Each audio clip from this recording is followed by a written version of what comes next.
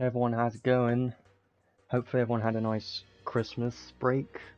I thought it was pretty good for me, honestly, but what kind of sucked is my dad had COVID again, so that really sucks, so I haven't been able to see him yet. It's very stupid. I don't know how we can time it perfectly to be on top of Christmas, but anyways, today we're going to be focusing on the New Year's 2024 event and everything that this update is bringing.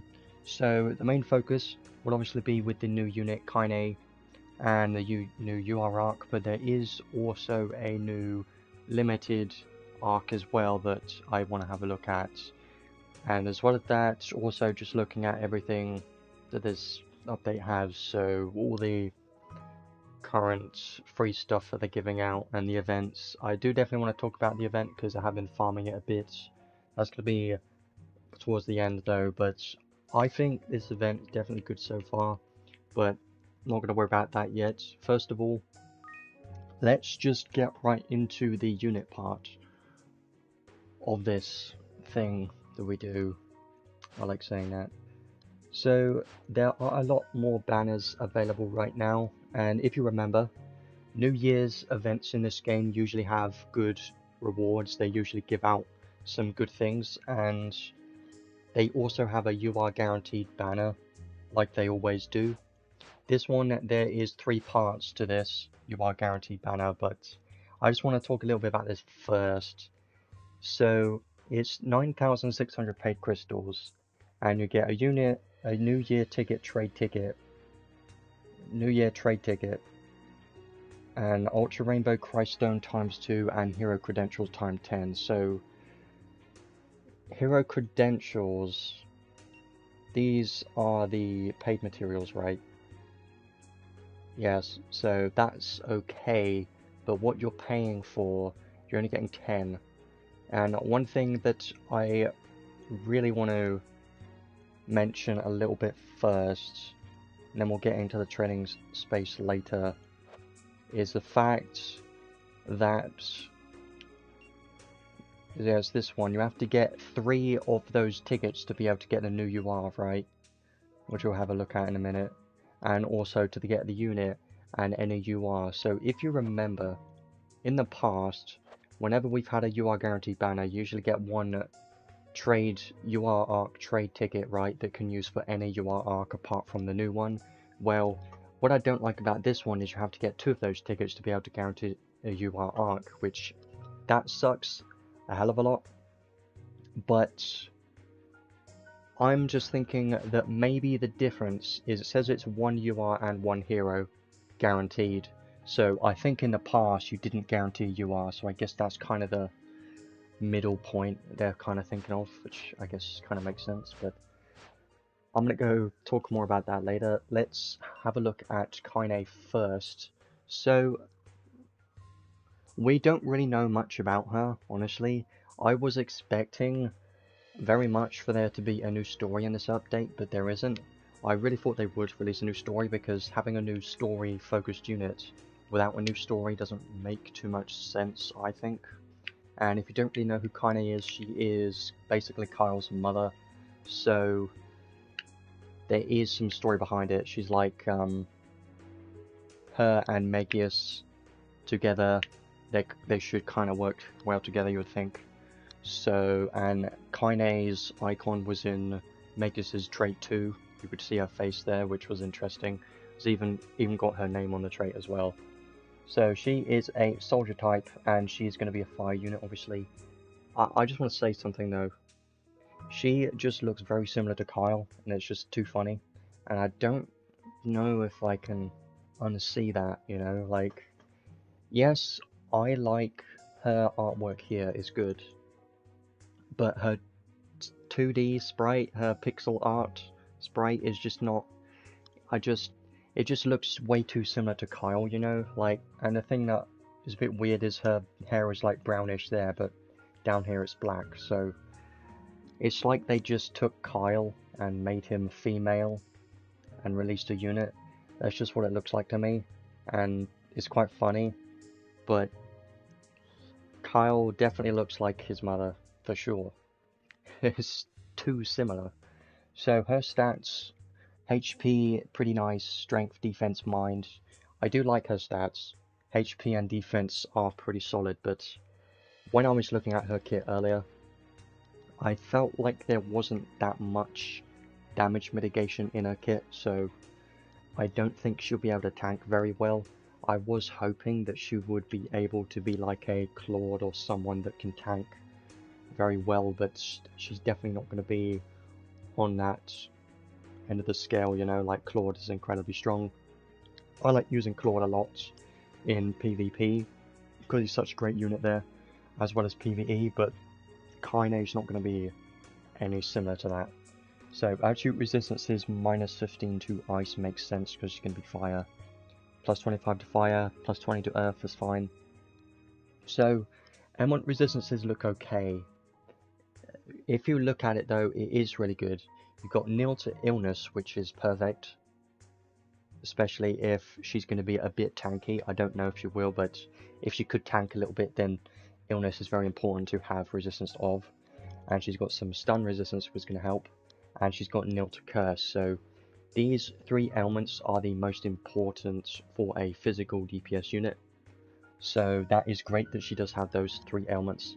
But she is weak to silence, so if you want her to use her charisma, or if you want to use her in PvE content against bosses and use her as a honey elixir SCT spam unit, then you may need to increase her silence resistance if you want her to be casting magic. But if you just want her to be a physical DPS, then you don't really need to worry too much about her ailments. Maybe stun, it depends what content you're going into, really. So, now we get on to the abilities. I should have brought up the damn thing to check the hit counts. So, her skill 1 is pretty nice because it is a close the gap skill, and we like seeing those. Skill 1 is 7 hits. She's going to be a single wield unit, so that's nice, kind of expected. If you think about it though, Magius, Kyle, Adel, all of those are single wield units that use a sword. They're very similar to me. They just kind of blend together very well. They're all just very similar units. Kynei's going to be... she just reminds me of like a mix of Kyle and Adel. It's just very similar. So her skill 2 is a frontal jumping medium area fire combo attack. So it does have some range to it because it is a jumping attack, and her skill 2 is 12 hits, so that's okay, kind of average I think. Then her skill 3, charge, is another charge attack and deal frontal medium area fire combo attack. So I think her range of her skill 2 and 3 are quite similar. So you don't need to be right up close, you can be a little bit away from the enemy and it will charge into the enemy for both her skill 2 and 3. Her skill 3 is 19 hits, which is not bad, I think. And then her special, honestly, her special is not great. I would have hoped for it to be a bit better than what it is, because there are a few things in her kick that can increase her special damage and caps, but it's just not that great. Powerful fire combo attack to one enemy, very boring, and it's only 47 hits, so 47 hits on a special and it's one enemy, one single target, is just not that great, because we have other units in the game that have even higher hit counts and damage caps and everything of their specials, and they're even AoE that hit all enemies. So I will probably talk a bit more about her special once we get to everything else in her kit. But yeah, these skills just look very basic, so there's nothing special with her skills, which kind of sucks, but having a close the gap skill is very good. So here we go to the traits. Trait 1, when only one weapon is equipped, and it's one sword, so you need to use one sword. Makes sense. Then skill damage 30%, damage cap 4,500, well 45,000. 45,000, pretty good on a trait, honestly. 30% damage though isn't that great. Like, we've seen other traits that have had higher damage percentage modifiers on their traits, but could be okay. Special damage 8% and damage cap 35,000 when another ally has fire skills at the effects below to the charisma. So she's getting more skill damage and special damage and caps. So I think the skill damage caps are good, but I don't like that she has things focused on special damage and damage cap because her special isn't great. If her special was AoE and had a bit more hit counts, or at least more AoE, able to hit all enemies, then I feel like her special would be decent enough. But because it's single target and only 47 hits, I just don't think it's going to be amazing because we have a lot better units to use specials nowadays. So the charisma is a big part of her kit. We've seen things like this before, but let's just have a look at her charisma first. So all allies fire skill and special damage 20%, damage cap 2000. So we've seen this on every other element in the game apart from fire and thunder, I think. So now we have a unit that can have fire charisma, which is going to be great, and this will allow you to have a full fire team, and you can use this to kind of make her a hybrid DPS slash support because of her charisma. You can put her in a team with Claude, and that's just going to do super well because Claude with dual wields is just going to be amazing with Kynei because of her charisma. It's going to buff him quite well, so I think that'll be a good synergy right there. So what this trait does to the charisma, very similar to what we've seen in the past, when you've got one other ally with fire skills, then it boosts the damage of skills and special by 20% and damage cap by 6000, which is pretty good. So if you've got one other fire ally in the team, then you're going to be getting plus 8000 fire damage cap for your skills and specials. So that sounds pretty good to me, and especially if you have Claude on the team, like I said, 8000 damage cap for him is going to be a very good boost because his DPS, his main DPS is when he's dual wields in PvE, so I think adding 8000 damage cap more to Claude dual wield is going to be amazing. And then when you have only one weapon equipped, then it boosts damage cap by 8000 more, which is going to be great. Mostly for Kynei's personal damage cap, I think, but any other single wield fire units, not really at this point. I mean, I keep coming back to thinking about Ryvern, but he doesn't equip a weapon, so I don't think he's really going to benefit much from this, but technically you could still have Kynei in the team with Ryvern, and it will still buff him a bit, but it's not going to be, you know, the best thing ever, because Ryvern's not the best unit, but I still think it's fun. And number 3, I think is a pretty good one. It boosts damage dealt by 15%, so it basically gives everyone in the team a 15% damage boost to all damage, as long as you have 3 allies with fire skills. So this sounds great to me. So having more damage, usually units with a charisma and a trait like this, they don't have a great third, trait boost.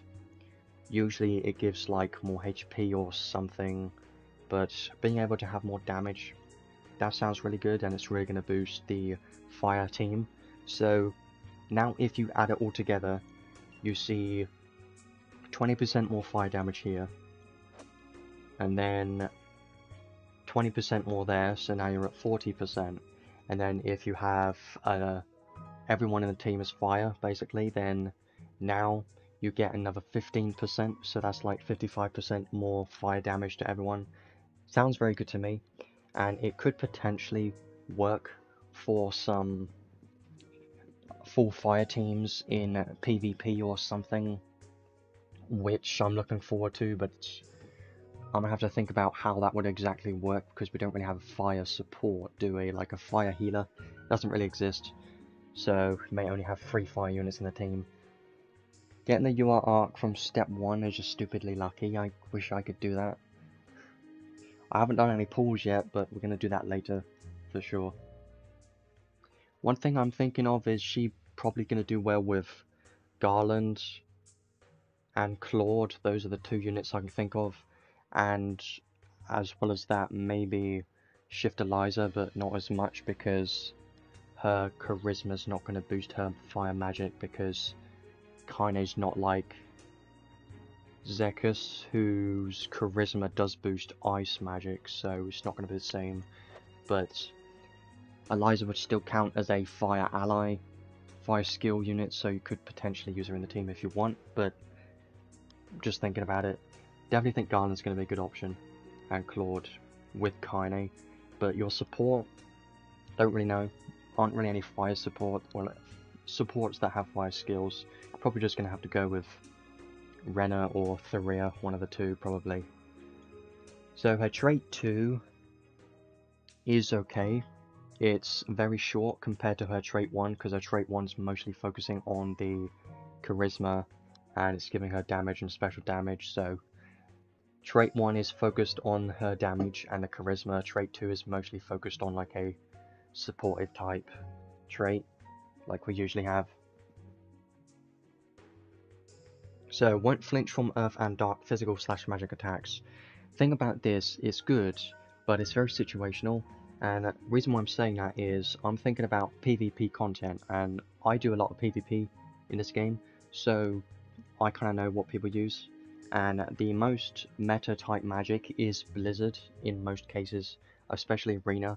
Most people use Blizzard all the time, and she's not going to nullify flinch from Blizzard, which is the most, common magic used. So Earth and Dark magic, not many people use Earth and Dark magic in PvP content that I can think of.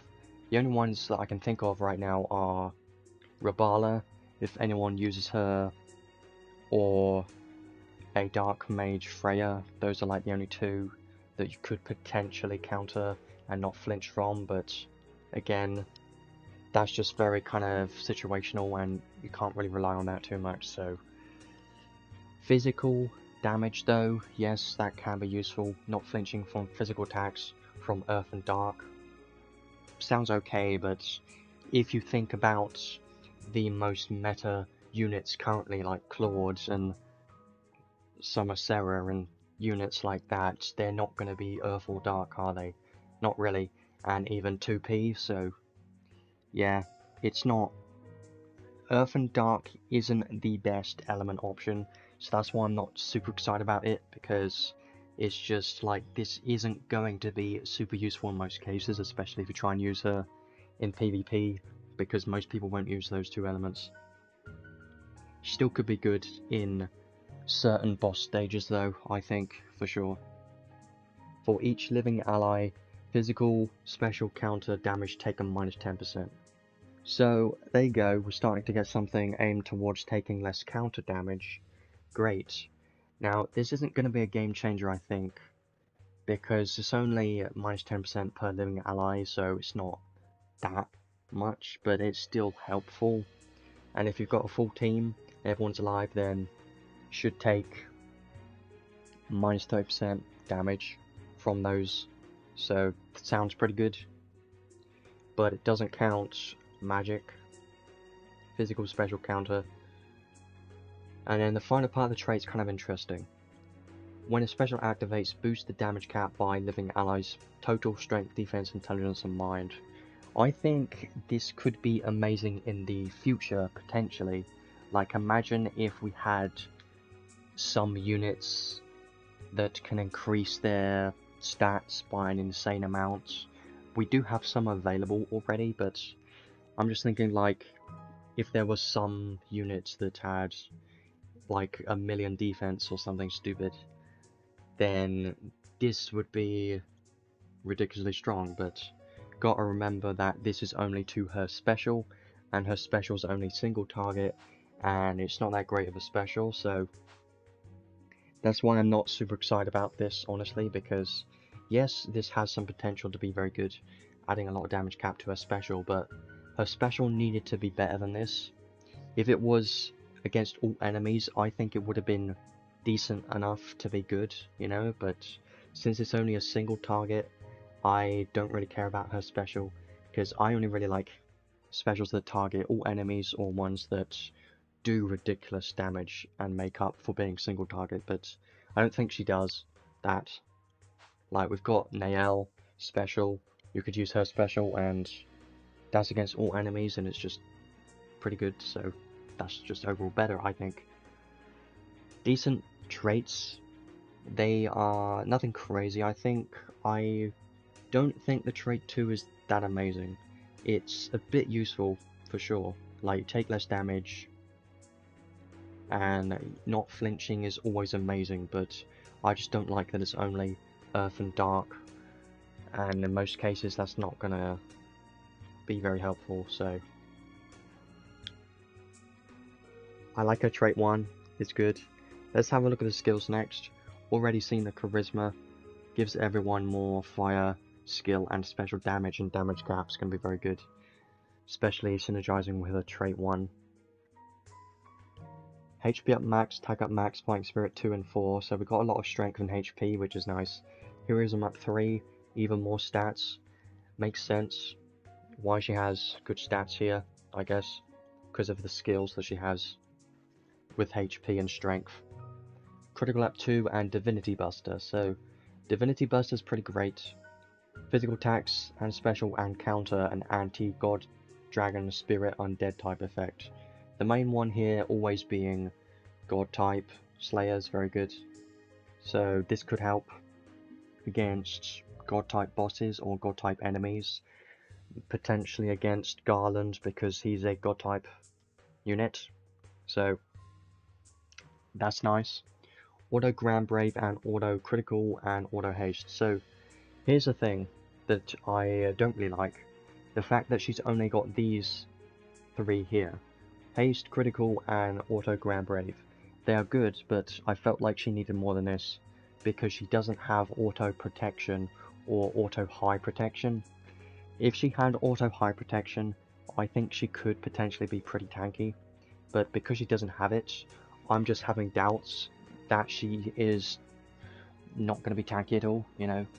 I don't think she's going to be tanky because she doesn't have Auto High Protection, and I don't think there is enough in her kit to give her enough survivability to work, to be like a tank, or a hybrid DPS / tank, you know. So that's just a thing I'm worried about, and she doesn't even have Auto Fort or anything like that, so it's a bit worrying that she's probably just going to die very easily in PvP content. But when I look at these units, I'm mostly thinking of PvP because that's the main endgame content that we have right now. We don't really have any PvE endgame content, like I've completed all of it, so I don't have any that I need to do. So if you are like a newer player or someone that hasn't finished Maze, then it would probably be a different story for you, and you would have more value from all of these units because they can be used in PvE and probably help you progress Maze and stuff like that. But for me, I don't need something like that. Awaken 2 is great because you can put on Awaken 1 as well, have both of those available on the unit. It's going to be very nice. Pride 2, more strength. Yeah, she's going to have a lot of strength, but that is something very important that we'll get onto one of these skills later. Just remember that strength is very important. You'll realize why once we get about it. Yeah, the problem with this is arena and guild battles are the 2 main endgame content that, you know, the main things that we have available for us. I do enjoy them. I mostly think about guild battles, and if there's any meta changing arena unit or something, it is quite important if you care about that type. But if you don't care about that at all, then obviously you're missing out on a lot of rewards. And I mean, you can just be very chill in this game and not worry about PvP. That makes sense. I would probably do that if this wasn't my main game or anything. If I was just chilling out, probably a lot of people do that. Adel, more critical rate, gonna be nice, I think. Fire High Drive, Attack Raise 4, so now we're getting Attack Raise 4 again. Starting to see more of those, which is nice. And Fire Critical Raise. Her crits should be decent, I think. She should be able to crit a decent amount, because she's got Critical Up 2, Auto Critical, and Ardor, and Critical Raise, so that sounds good. Favoured Sword, kinda need that, because she's a single word unit, and Two-Handed Sword's gonna give even more crit rate, and more damage cap's great. More damage cap there is really good. Two-Handed Sword boost 3, I believe we have Two-Handed Sword boost 1 at least, on an arc, so you could put that on her maybe. Sword Giga Boosts, here we go. Great. No Sword Mega Boost, just Giga Boost. Wow. Who knew this would happen? Pretty much everyone. They are definitely doing it. They are releasing Giga Boost and not Mega Boost on units, because they know that they put Mega Boost on an arc. So they're not going to be putting Mega Boost on units in the future, which kind of sucks, but it is good if you have the arc, if you have the God Garland arc with Sword Mega Boost on, then you're going to be pretty happy, because you can put it on these newer units that don't have it, and give them even more damage and damage cap, and also have Giga Boost as well. Going to be great. Armor Mega Boost, less physical damage taken from bosses, more defense, pretty good. I just think, I don't know, Sword Giga Boost, Mega Boost, I mean in the future what they are going to do, and what they will continuously doing, is keep releasing new types of skills, which is basically just an improvement of previous skills. So you've got Fire Attack Raise 4 is an improvement of Fire Attack Raise 3. They're going to keep doing that, but what they're going to do to make up for that is they're going to put the lower ones, like Fire Attack Raise 3, they may start putting those on learnable arcs, like they've done with Sword Mega Boost, which is kind of their workaround if you think about it. I'm not super happy with it either, but it makes sense from a gameplay standpoint and a game standpoint. It makes sense. Like, they want people to pull for these things, and they want to keep making units stronger, and they kind of want to balance it out. But yeah, it kind of wants you to pull for the arc, and you don't really want to spend money, so kind of sucks for free-to-play players. But again, you never need it. You don't need a sword Mega Boost, it's just a bonus. Armor HP plus 3. 20% more HP is going to be nice. Skill Charge 1, Giant Killing 2, more damage capped bosses, concentration, parries, less critical damage, chance for critical damage taken minus 40% is going to be nice. Unbreakable Spirit, just a lot of words. While unit is alive and all other allies are incapacitated when taking lethal damage, survive with 1 HP and get a 7-second nullify damage taken buff. Durability is max HP times 3 once per wave. This one was on Adel, I believe. Yes, it was. So it's the same skill. It's not that crazy because it's when all other allies are dead. And when she's the only one alive, which in most cases won't happen. So it's not the best. And it scales off max HP, so it's not really the best. Now we get on to the most important skills down here. Her unique skills. So the first one here,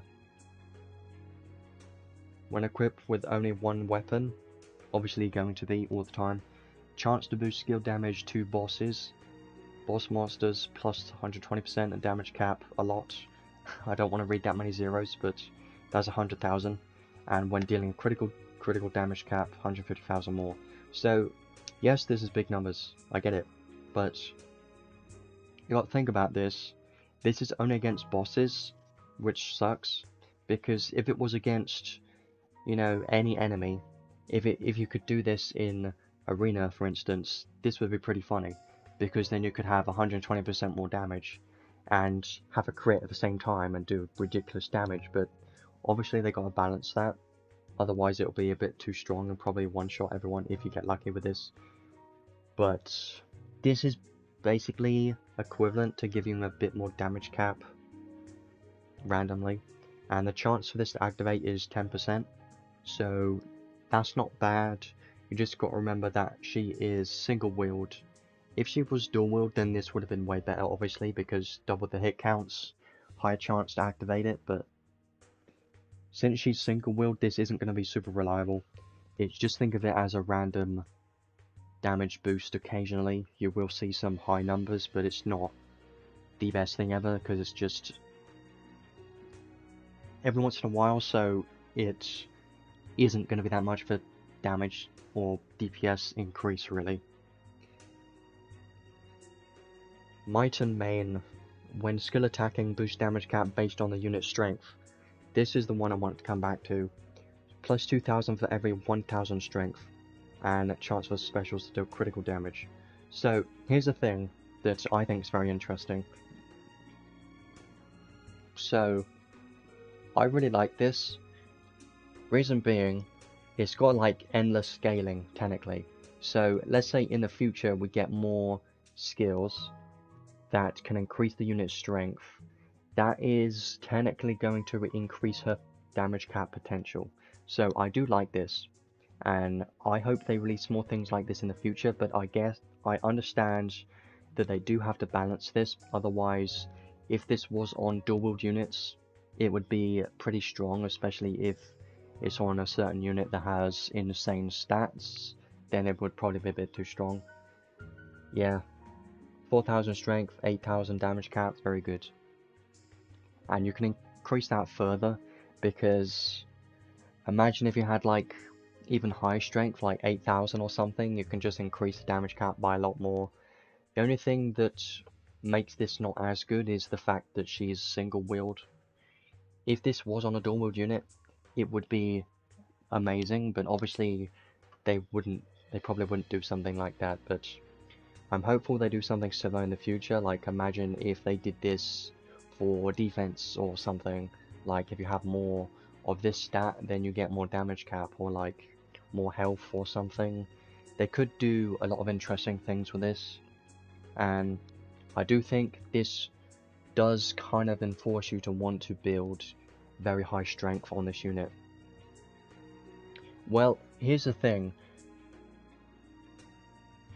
8000 strength is a lot, I know, but I have reached 10,000 stats in like arena and stuff. Like I think I remember having my Ruto at 10,000 defense, or at least 9,000 defense. Some units can reach incredibly high intelligence and strength, so don't underestimate this, because we also have buffs like Awaken. So let's say her Awaken 2 triggers, right? This would increase her strength by 65% more, so now you're getting it. And you can also put on Pride to give even more strength and all attack ups and everything, you know. She can have very high strength, and I would love to see what her maximum strength could be. I think that would be pretty fun if I could see, like, if I put every strength up skill possible on her and see how much she can get. That would be fun. So next skill, when equipped with only one weapon, equipped weapon strength plus 30%. There you go. This is going to synergize well with this skill too, because it gives the weapon more strength. And when a fire weapon or a sword, boost weapon strength 30% more, plus 100% if it is a fire sword. Very nice. Yeah, if you have a very high strength sword, then it should be giving quite a bit more strength because of this skill. So it should give you 150% more strength of the weapon, which, if you've got like 300 strength, then that's going to be like 300 plus another 300 plus 150, basically 750 strength from a weapon. It's okay. It's nice, I guess. Kind of like having another weapon strength, kind of, in a way. But plus 50% more. As long as you have a fire sword, I think it's going to be nice. I don't know how she's going to perform in guild battles, honestly. The reason why I'm saying that is because I'm worried about her not surviving. Because she doesn't have auto high protection or enough survivability, so I don't think she's going to be tanky enough to be amazing in PvP content. At least that's what I'm thinking right now. For an attack team in guild battles, maybe, but she has to have enough damage, you know? Or she either has to have enough damage or be tanky enough. Well, I'll be honest, I haven't used Adel in such a long time because he's outdated at this point, so nobody really uses Adel anymore. But she is very similar to Adel because they do have some similar skills and they do feel very similar to me. Flame Burst, continuous high magic barrier effect. Okay, that's an interesting one. Earth and dark magic damage taken minus 30%. Well, Adel in guild battles, well, it depends what guild you're in, honestly, because I'm in, like, the top guilds, so nobody uses Adel in the top guilds, and I've never seen anyone use Adel in a long time, so at least I can say that the top players don't use Adel. That's all I can say from that. So, Adel isn't super great anymore, I don't use him. There's just better units nowadays, like, I would rather use Claude. Claude is so good, I like him a lot. He's great, he's too good. 32 is pretty nice. Pretty great. More damage caps here, so 3, 6, 9. Because he's going to have a single sword, that's nice. And then more special damage cap and less physical damage taken. So, here's what I'm seeing from her skills and her traits and everything. So, I think she seems like mostly a PvE damage dealer against bosses. That's what she seems like to me. Because I don't think she has enough survivability to work in PvP. Because a lot of her skills here are strength related skills, you know, and Divinity Buster, a lot of damage skills here. And there are a few skills that help with survivability, like this one, high magic barrier, less earth and dark magic damage taken can help. But there isn't enough to make her tanky, I think. So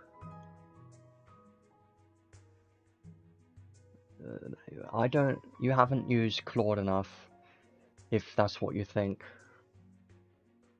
Because he's one of the best DPS units. Not the best, but one of the best, probably. In long battles, he works because of you can use him dual wields. And if you build a team around him, like if you have Kynei with Claude, then Claude's going to do even better, you know? He's going to be great. Claude, his skill 3 is just so good, that's why his DPS is great. He's so great. Don't underestimate Claude. He's like one of the best units we have right now. So, Kynei, I think she's going to be good, but if I were to use her, I would probably mainly use her for her charisma for sure, and use her as more of a support, maybe, because the charisma can be used long term, and can be used in the future for future fire DPS units. But right now, the main use will obviously be Claude is going to benefit the most from her charisma, I think. Definitely. She does have a lot of damage related skills, so I think she could do some decent damage, but I don't know if it's enough for PvP. It might do, potentially. Especially since she can have one sword and you can put on the Mia UR arc to give her Human Slayer. Great idea. Could do that, give her Human Slayer. and then put on special boost, or whatever it's called now, Slayer, more Slayer damage, and that would be great. So, just coming up with some ideas right now. Yeah, I don't, at least looking at her skills, I don't think she's going to be super meta. Like, she's definitely not as good as Claude, but she's still going to be rated decently high in like the high 9s, well, around 9-ish would be my guess so far, just from looking at the skills alone, but don't take my word for it, I'm just guessing how valuable she's going to be. Obviously for new players she's going to be great, for anyone that's a newer player, going to be amazing, but for endgame players it's going to be a different story because most endgame players think of PvP or Maze. In Maze she's probably going to be pretty good, pretty useful for that, but it's up to you if you want to pull for her. And what I don't like about her is she just looks like Kyle.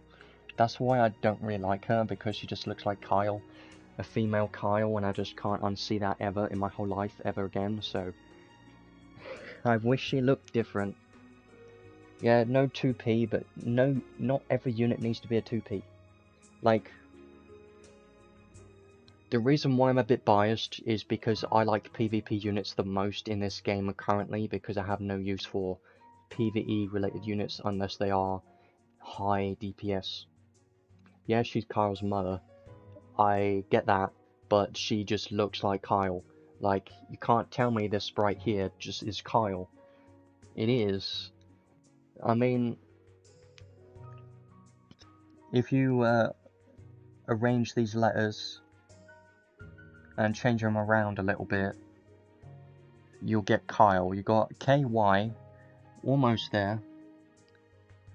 You got an E, very close. The I almost looks like an L. You know, it's very similar. Yeah, I mean, I knew it was Kynei. It just looks way too similar to Kyle. I know, but brown hair here, black here. Tell me that. Why? That's brown. I'm not crazy. This is black. I'm just nitpicking a little bit, but I really like this sprite here. It's just the sprite here I'm not a fan of, because this sword is just like OG Kyle's sword, and it just looks like OG Kyle.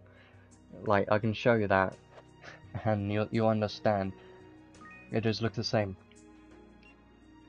This version of Kyle, same as sword, right? I'm not crazy, it just looks very similar. Same hair, you know? Like, I get it, but it's a bit strange to me.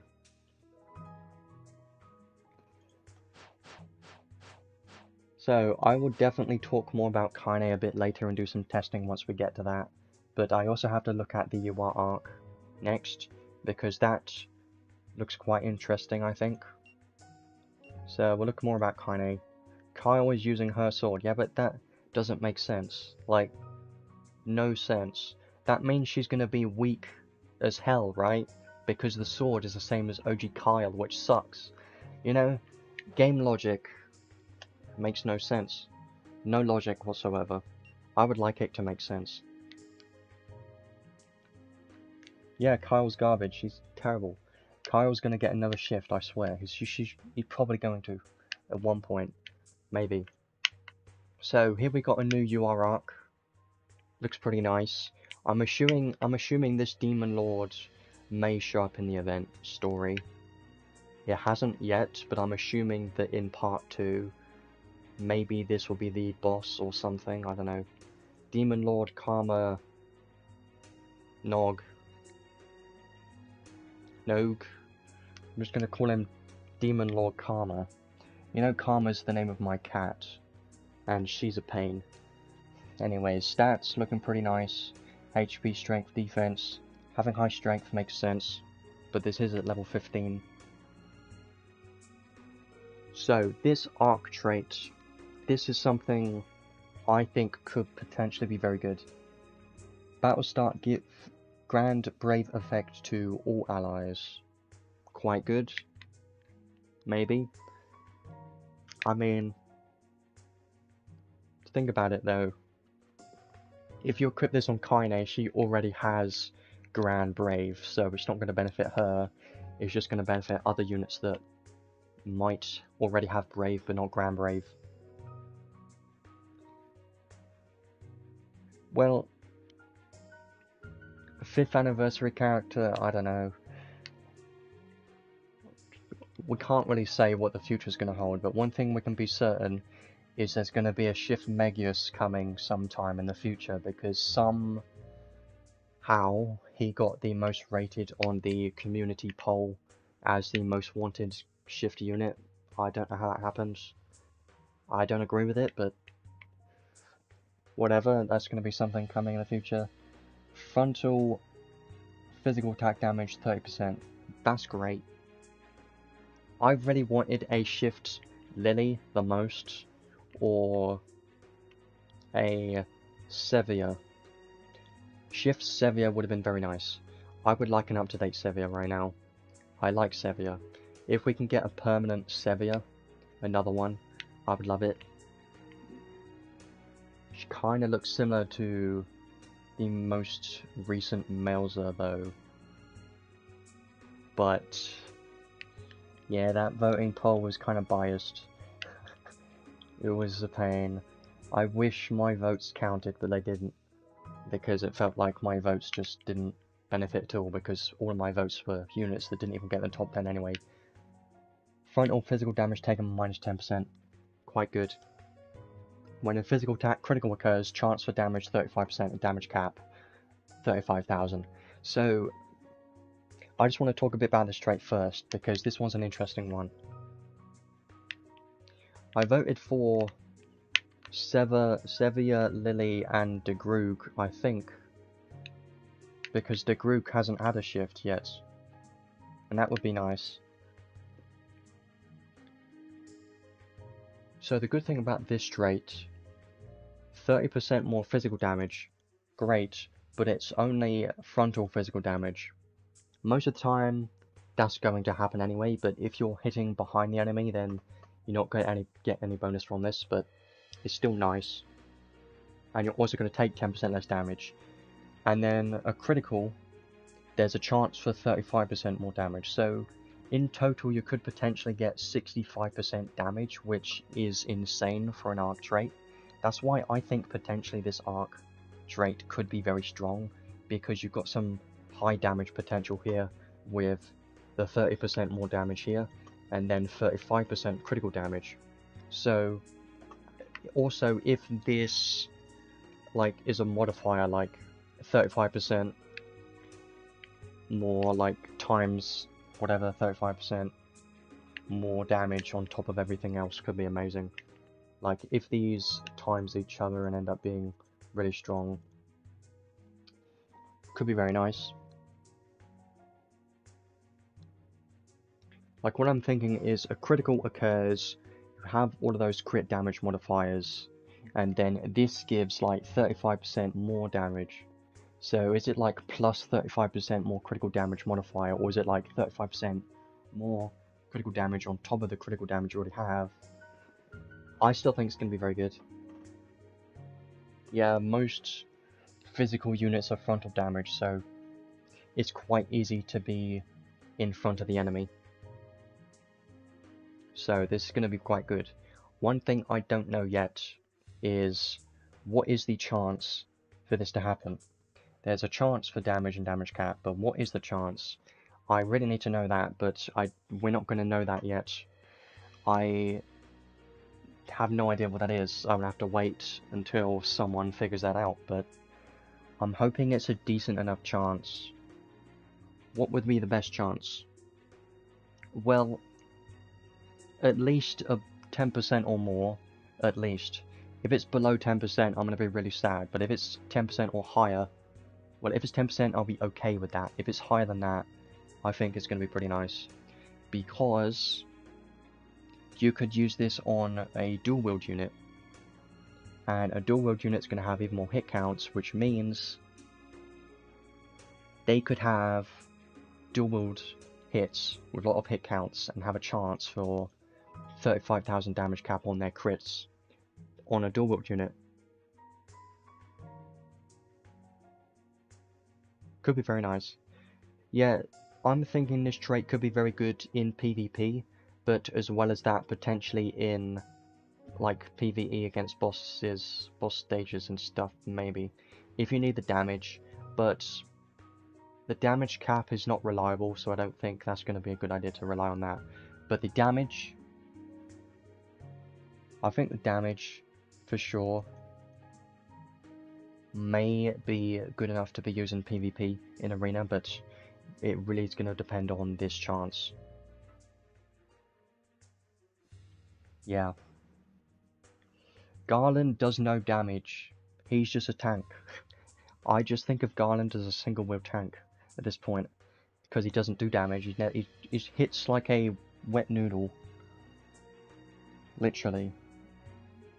Unless he dies. That's the only time he does damage. It's kind of funny.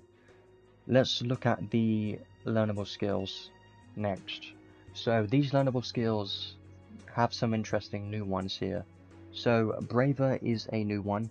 I think this one's interesting for sure. Physical damage 20% and damage taken plus 10%. So I think this one's good because 20% more physical damage for 5 SC is very good. Usually it's 10% for 4 SC or 15% for 5 SC. So this skill I think is going to be amazing in PvP for sure, because you can put this on most likely a long range physical unit like Summer Sarah. I think Summer Sarah's gonna like this skill a lot, the most. Any long range unit that doesn't usually get hit is gonna like this the most. But units that won't really use this are units like Claude. Reason being, Claude wants to be tanky, and him taking 10% more damage isn't it's obviously a bad thing. And if you want him to be tanky enough, then you probably shouldn't be using this. But if you want him to be just their main damage dealer and not care about him dying, then sure, you can give him more damage. This will be a good skill for more damage. But if you're using any single wield unit that you want to be tanky, then you probably won't want to use a skill. But I would definitely see myself using this skill a lot in Arena and maybe even guild battles. But you got to remember that the damage taken plus 10% is all damage, so you're going to take a lot more damage from, well, 10% more damage from everything. Magic, counters, physical damage, you're going to take 10% more damage from all of that. But as long as you're not worrying about dying, and it's just on a glass cannon type DPS unit, then it's fine, I guess. Dark Shield, okay. Fire Ensemble. Fire Ensemble is going to be a very good one. I think Fire Ensemble and Braver are probably the main two skills I'm most excited of. This is 7 FC. If at least 2 allies have the fire skill, Fire Ensemble, have this skill equipped, then it boosts fire attack damage. 2 allies 10%, 3 allies 20%, and 4 allies 30%. This will allow you to build a full fire team even more. So if you've got Kynei plus the UR arc, because you're incredibly lucky, then you can put Fire Ensemble on Kynei. I would highly recommend to do that, because then you can build a full fire team with Kynei and Fire Ensemble, put Fire Ensemble on everyone, have a bunch of fire units, and you're just going to do a lot more fire damage. So sounds really good to me. And the good thing about this is it doesn't need to be a fire unit, so you can use this on a support unit if you want. It's obviously not going to do anything for the support unit, but it will still count as having this skill equipped, and will count towards an ally having it. So 30% more damage on all of your allies in your team. I think this will be very good. I think I would like to have this on, obviously, Kynei, but as well as that, one I'm most excited for is Shift 9S. Shift 9S would love this, because his support attack from his trait is fire, and it's not a physical attack. So increasing fire attack damage, that's going to be great. I would love to have this on 9S, give him more damage for his support attack. That would be very nice in potentially PvP as well. So 9S would love Fire Ensemble. Some people don't really like 9S too much, but he's one of my favorite units. At least, he's very good. People underrate him heavily. Fire weak point breakthrough 2. When hitting an actual weakness with fire damage, cap 1500. When you have one weapon, then 3000 instead. Very nice. Yeah, Shift 9S can be used in guild battles and arena, but he can also be used in PvE as well as a support, so I just like him a lot. He's very good. He should be rated higher on the tier list. I really want him to be higher. Yeah, probably a lot of people skipped him because of 2P and they thought 9S was bad, but he's good. He's great. He's really good. He's only going to get better as time goes on, and this proves it because we've got Fire Ensemble. This will make 9S better. So, there you go. He's already better because of the skill, if you get it. One thing that sucks is this is a UR arc, and Fire Ensemble being on a UR arc. That sucks. He's boring. I mean, I'm biased because the Neo Order Minor collab is my favourite one, so obviously I'm going to defend him as much as I can. But if you don't like him, that's up to you. I'm not going to say much about that, but he's still a great unit. I use him for farming as well, because he just helps clearing things. He's great. He's very good.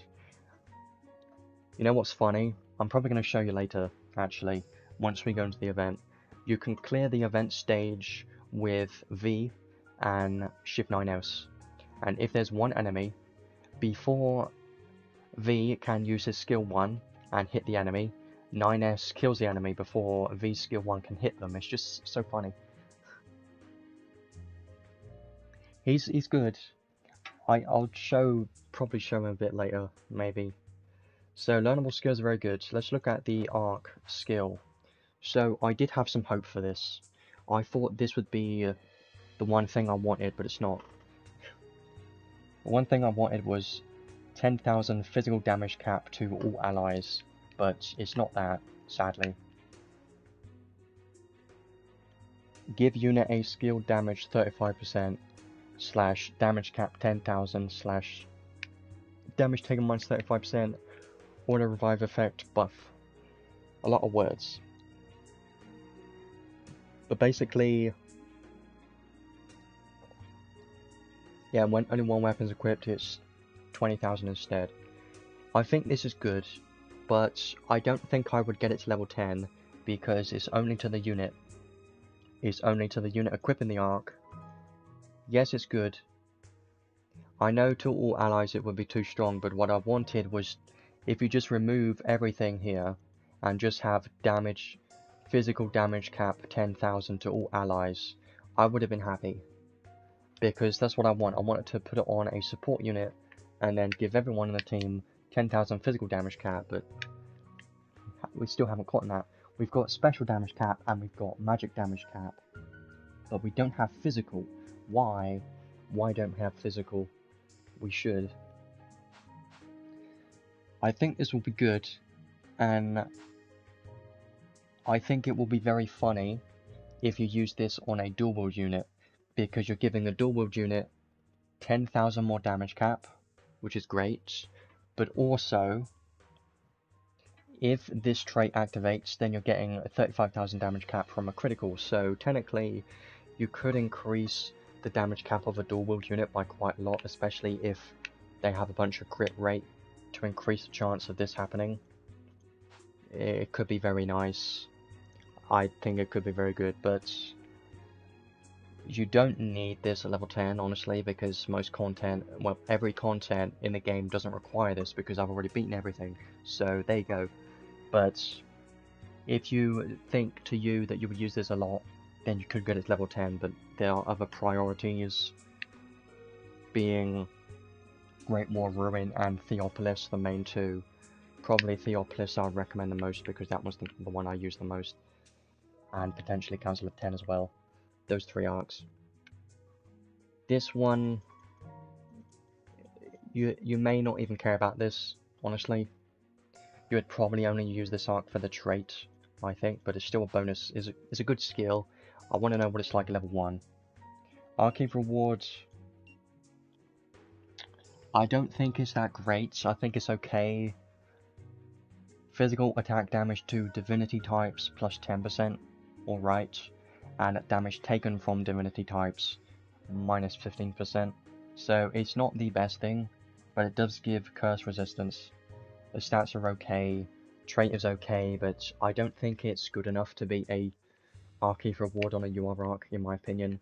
It should have been stronger than this, because usually UR arcs have Archive rewards that are usually some of the best weapons in the game.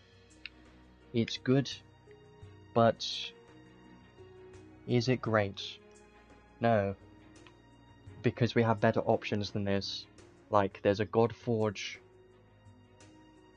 clothes that gives 15% physical damage or skill damage and allows you to take 15% less physical damage and boost movement speed. That one on Godforge is like better than this, so that's why I don't think this one's that great.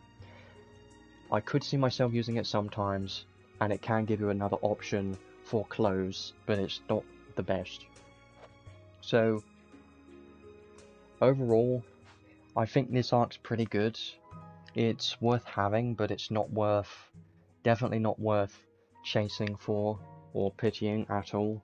So what I'm thinking I would do for me, I would probably pull a little bit to try get it, but not too much.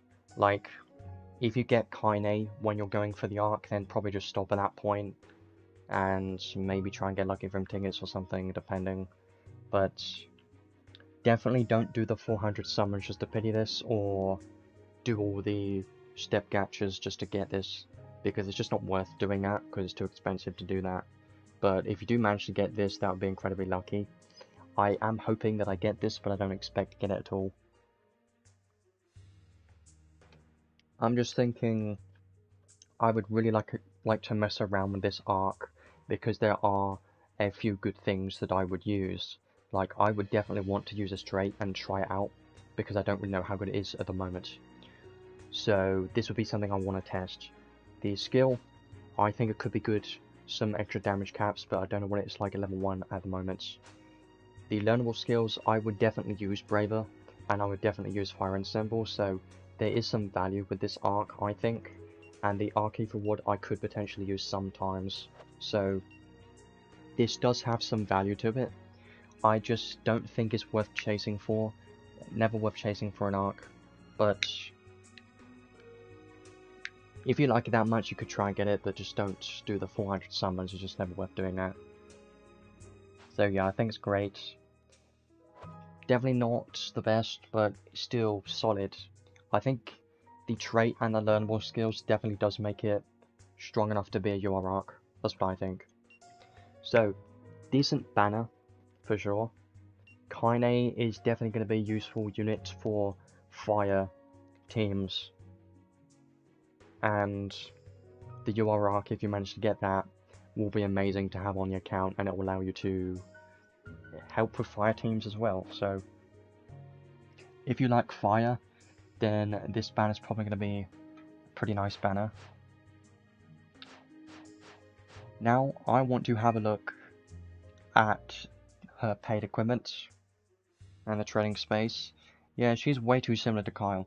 It's so funny.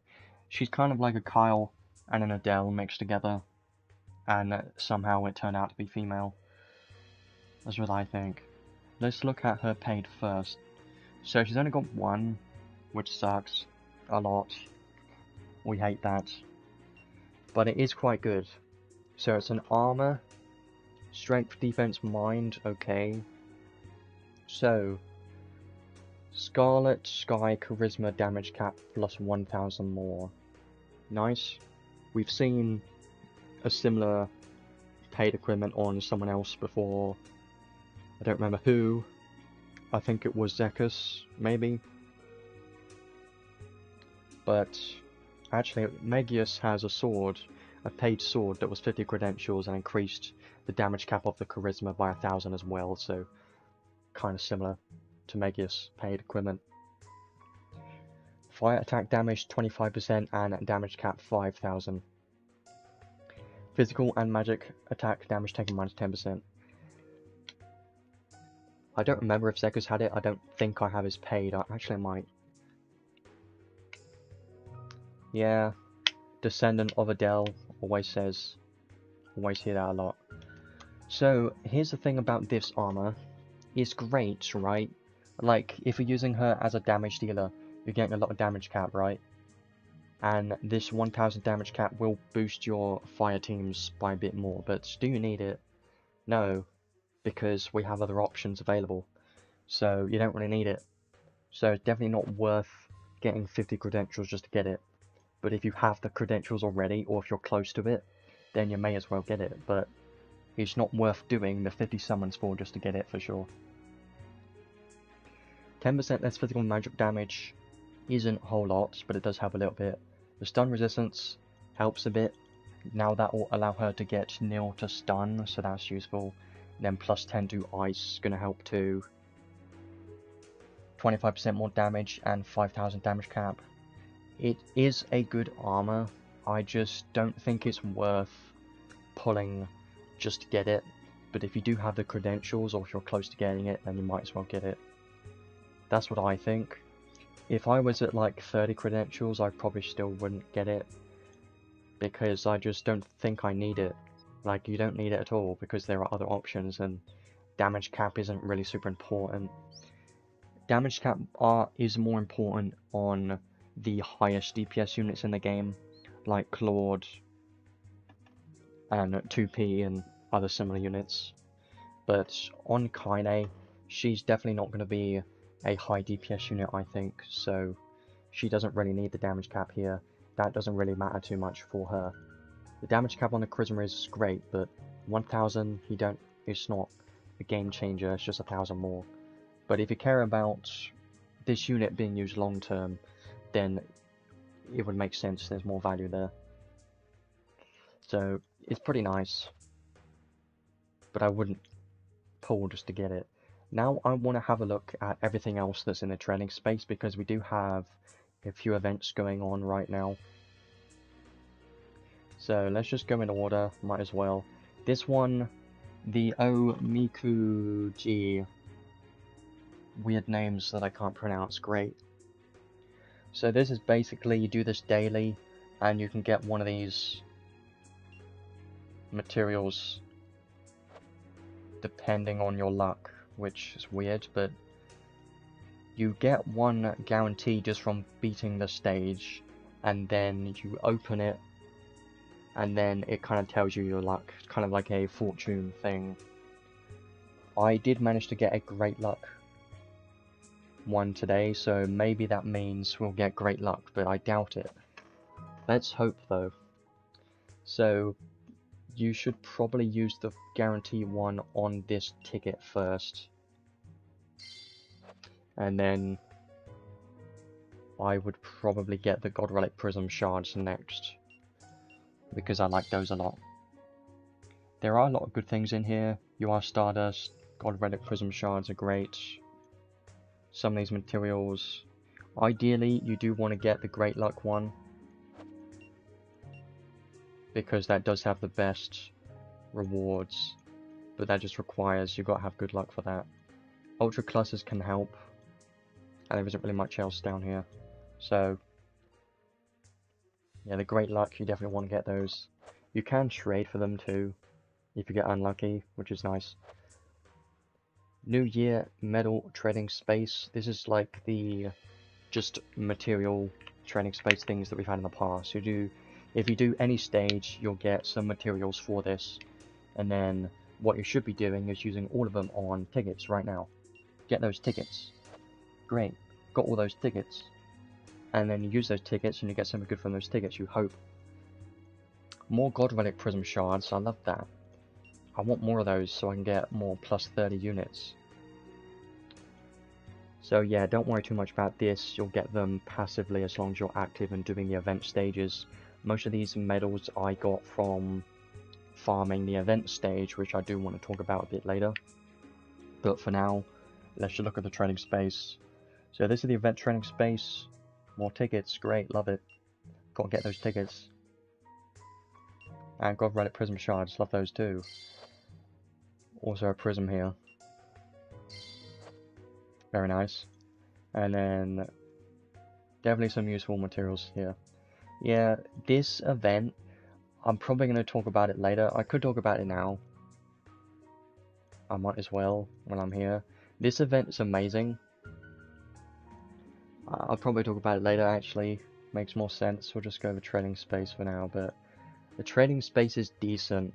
There are some decent stuff in the trading space, but once you've got all of that, you can still farm the event, because there are some great things in the event.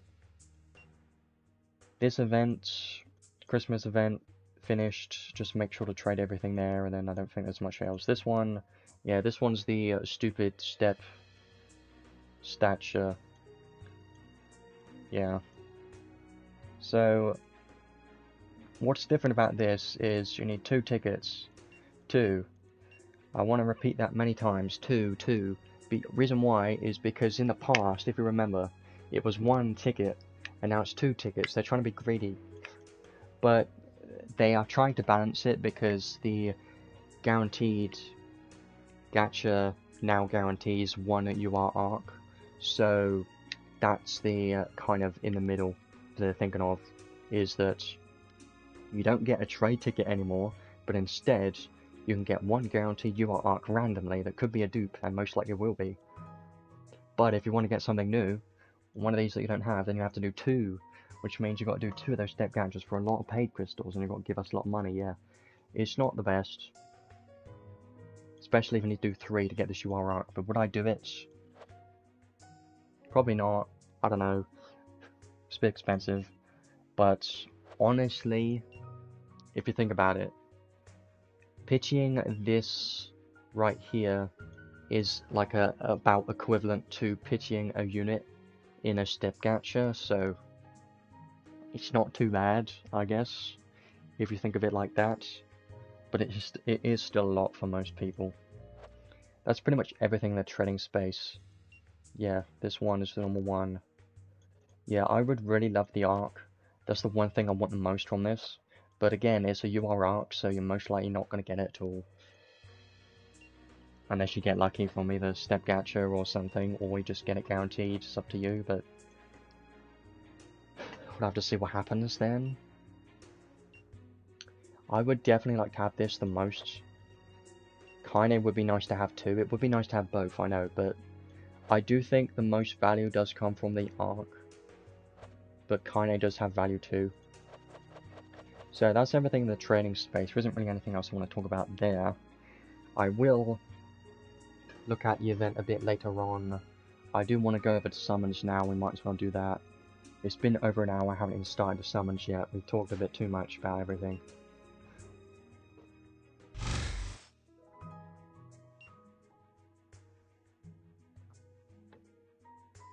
There is one more thing though, in the shop, which I should probably do, and that is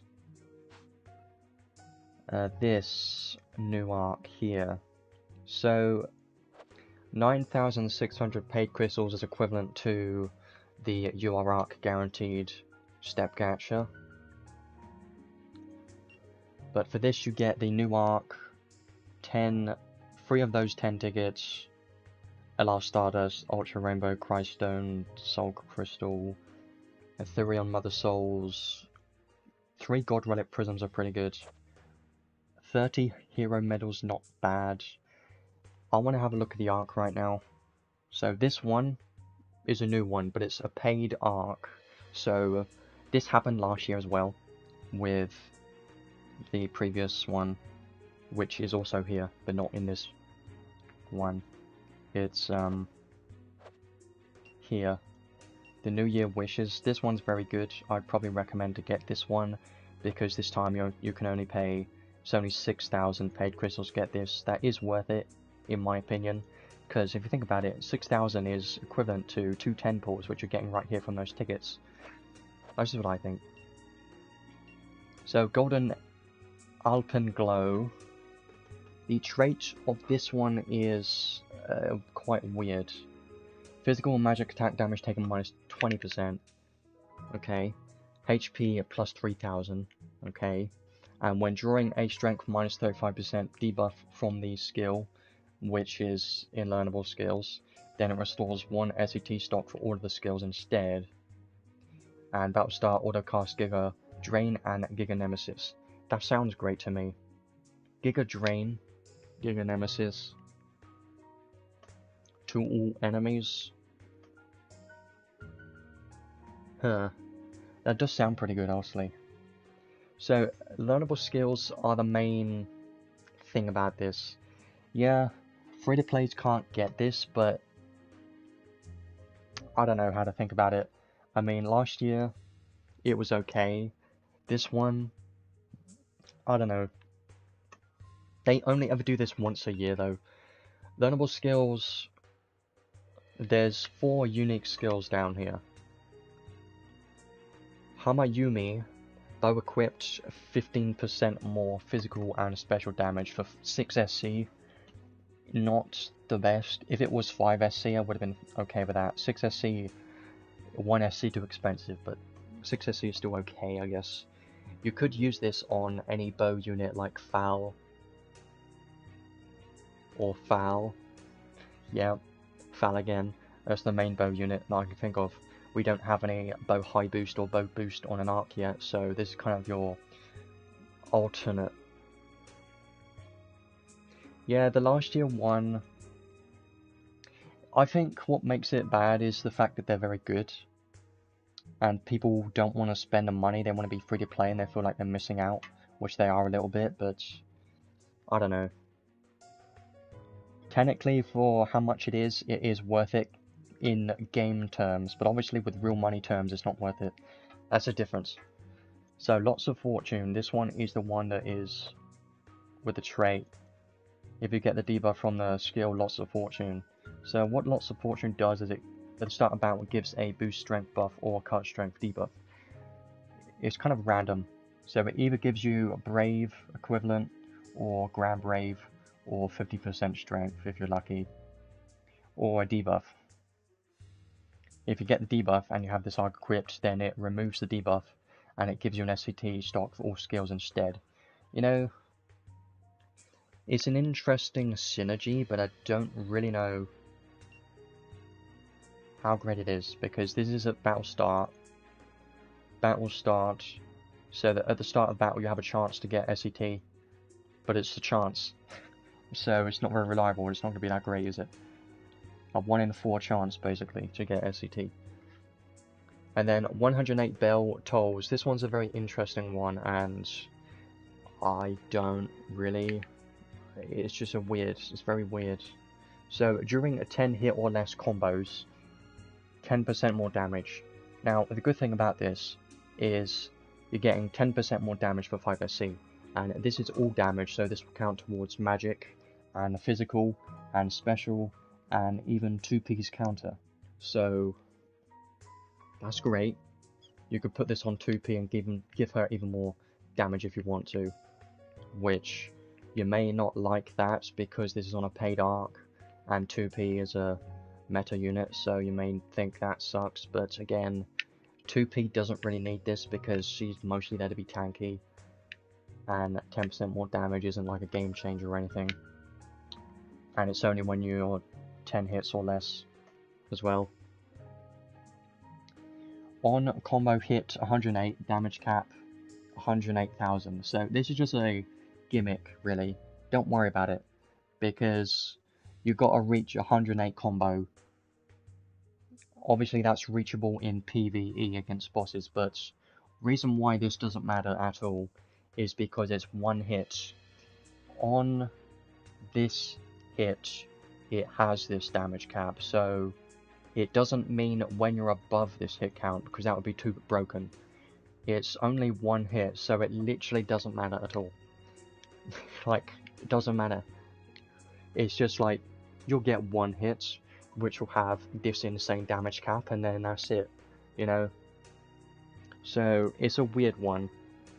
I don't really know what to think about it, but I would personally only use this for the 10% damage for 5SC.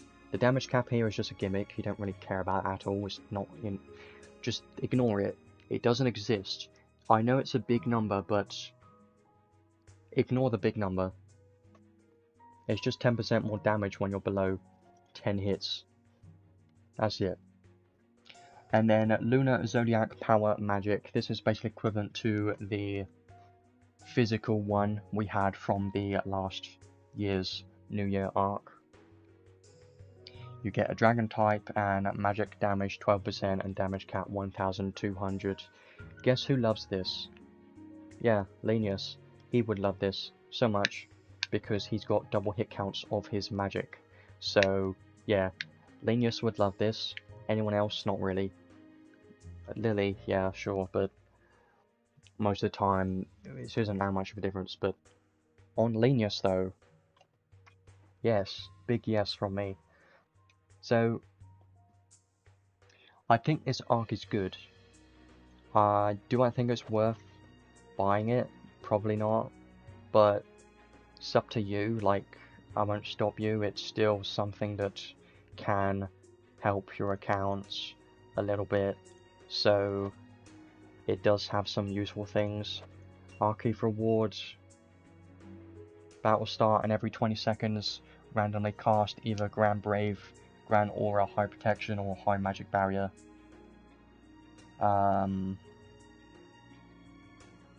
Okay. I don't know what to think about that, because I think that means it could...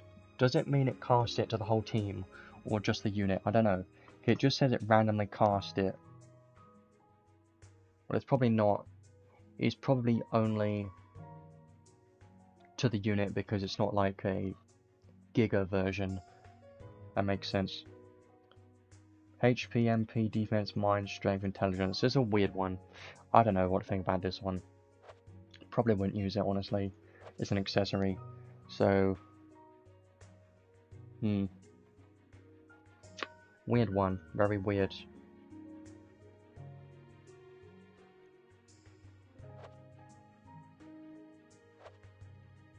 I think I'll probably get it, honestly. Will get that.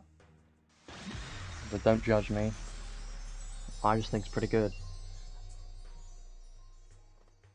You also get 3 temple tickets from that too.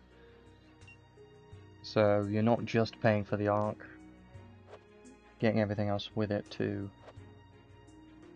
This one, you should probably get this one instead of the newer one, because this one's definitely got more value if you don't have it. This one's very good. Yeah, this one's the physical damage, HP +2. I use this skill a lot, decent amount, and this one sometimes. The arc trait can be good in PvP sometimes, so yeah. Not gonna get anything else here, I think. Nothing else worth getting.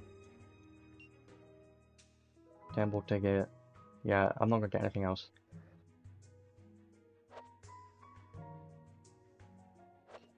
Yeah, it would have been nice if they had a pack with just only the arc and it was cheap, but obviously they know that people won't buy that if that was the case. It does suck, but I don't know what to think about it. It's okay, I guess. So now let's do summons next. We got one ticket here. What's it gonna be? Who's it gonna be? It's gonna be an old DOH unit. There's like a very slim Jim chance to get Kynei,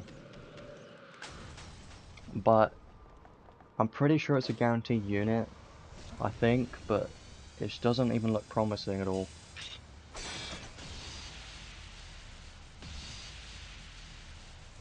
Obviously it's going to be a dupe of something, but I don't even know who. If it's a dupe of a new unit, I would be fine with it. Someone that I use, at least, would be okay. Like, not really. Not really what I was thinking, but okay. It was a free ticket anyway, everyone gets that ticket. If you get it from the trading space from the doing the events thing. So you can get Kynei, Garland, Zekus. You could get some good units from this, but you're most likely not going to. So this banner is going to be most of the pools. For sure. We'll do these two first. And then we got 410 pools. Might as well skip this, because it's just going to be two singles. Not going to be anything from that. So first 10 pool, great. Now we are looking for as many reds as possible, and just anything new. I would love to get the UR arc, but I don't think it's going to happen. Really don't. But I always say that every time, every single time. This one looks promising, but has to be animations, otherwise there won't be anything. 2 animations and I'll be happy. If there's not, I'm not happy. 1, 2, okay. There is a red, good. Extra animation, no. Only 1, 2, something new, probably not gonna be. Obviously not. At least we got reds. Pretty sure these tickets do have rate up. Yeah, they do. You could get the arc from this, which would be what I'm hoping for sure. I would love to get this arc right now, but I don't see that happening. Probably not gonna happen. I bet there's nothing in this temple. There's a gold again. Anything this time? 1, 2, 3, okay. Well, 3 is hopeful. There's the red. No extra animation. You don't usually get. There's only 1, there's 2. Something new? No. It's the same arc. And another arc. Great. It's terrible. I think this is going to be the day. We just get a bunch of dupes. That's what's happening. Red, gold. I'm at least happy we're getting Thoria with a gold, because we're getting a few reds, but it needs to be new. 2, 3, okay. Uh-huh. No. Great, last one. You know what's funny? We've got 2 reds each one apart from this. Thoria again. Blue, yeah, this one's bad, this one's bad. I can already tell. I can smell a bunch of golds and blues.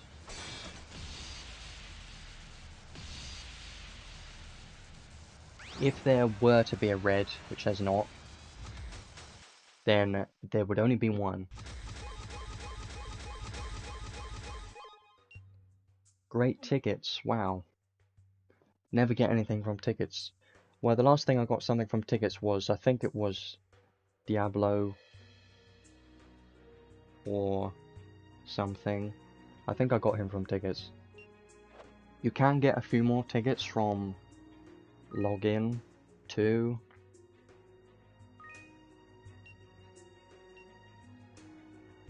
There are a few tickets in here which you could wait for, just in case. I'd probably recommend that, honestly. I'm tempted to do one of these, but I don't know yet. Let's just do some of this. Obviously, I am not prepared to pity anything today.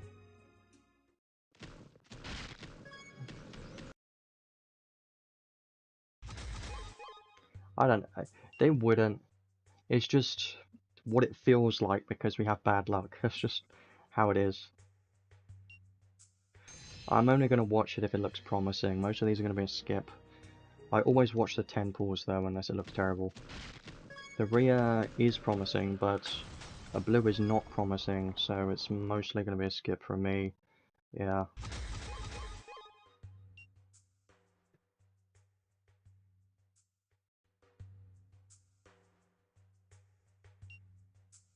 And this one's 6, and then the next one is the 310 pool, and then I don't even know what to do after that one, honestly. No. You know, the fortune gave me good luck. It said great luck, but I don't believe it. I think it's a lie.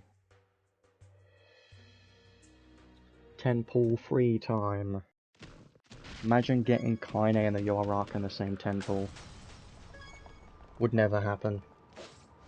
Have I ever had something like that happen where I got the new unit and the new Yorak in the same pool? No, I haven't. Ever in my life. I think. 1, 2. Yep, there's 1. At least, and it's an arc, okay. Well, obviously it's going to be a dupe of an SSR arc, that's expected. Because we've had many of those today. There's 2 of them. Something new, please. Of course not. Have all of these. I think I have every SSR right now, so I don't care about any of those at all. I don't want to do any of these. I won't. I think for now, if I were to do any more summons, I'd probably do these. 3 crystals, because I have quite a few of those. I definitely want to do some 3 crystals. I haven't spent many. I would consider doing one of these, but I don't know. Stupid luck. I tell you, I played this game for such a long time, and I don't think I've ever got the unit and the arc in the same pool. Like, it's just stupidly lucky to get that, and it just doesn't happen ever. The rear gold is good, looks good, but I'm not going to say anything until I see the animations, because the animations is what decides everything right here. 1, not enough. 2 should be enough. It is enough. Arc, again. Okay, well, it's another SSR arc, damn it, but it's trying. Oh, 1 at the bottom.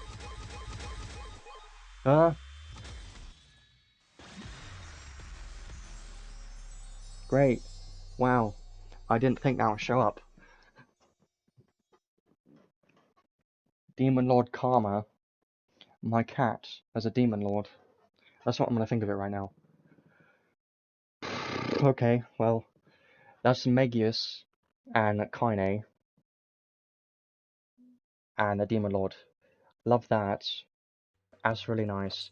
3 crystals coming in clutch. Love it. I'm clapping.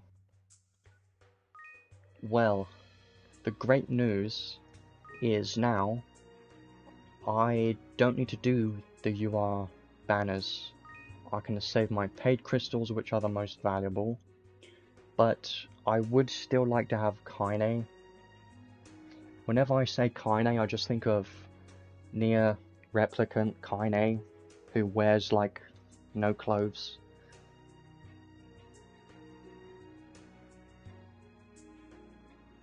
I mean, I don't know, I get excited, but I don't react because I am a person that doesn't let out my feelings. I'm sure you get that. There are a lot of people that just overreact and are good at doing that, but I am the opposite. I'm bad at doing that. I don't show how I'm feeling, ever. So, that's something I wouldn't usually say. There you go, now you know. We're at 62. Okay, well, I would like to have Kynei, but would I pull super hard just to get her? Don't know. But I do want to try.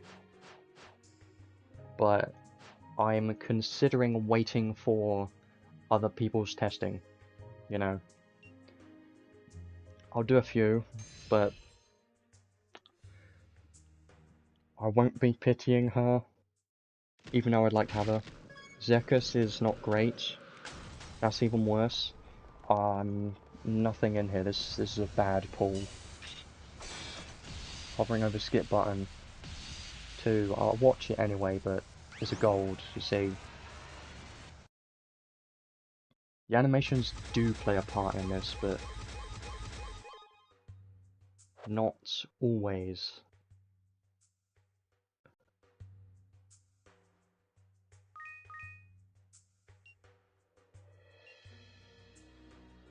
Yeah. I've been saving 3 crystals. If you know, or if you've seen the last few streams, I haven't been spending very much. Reason being, I don't want to, and I'm trying to be smart, because it was the best thing to do. If I don't care about something, I'm not getting it.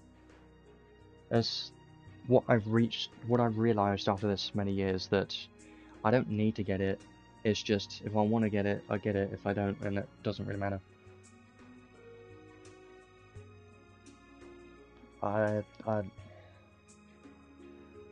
Yeah, collab, maybe, most likely. I'm probably gonna do singles to get Kynei very soon. Come on.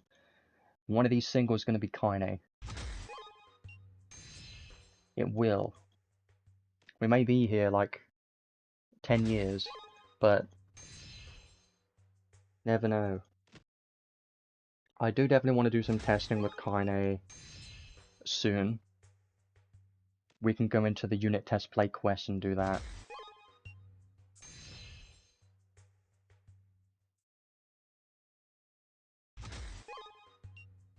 Well, I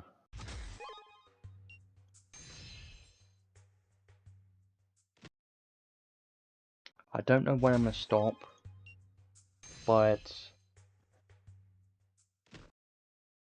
I don't know what to say.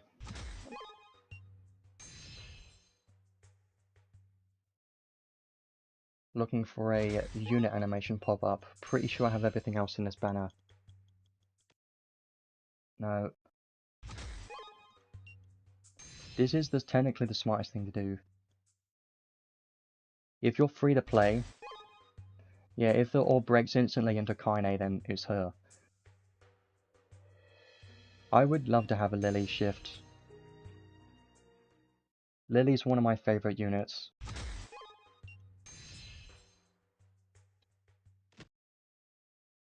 I don't think we're gonna get Kynei, are we? I would really like to have her, but I don't have enough to pity, and I don't want to. But how good is she gonna be? I don't know. That's why I'm kind of in the middle. I will save. I am at least saving 90k guaranteed, but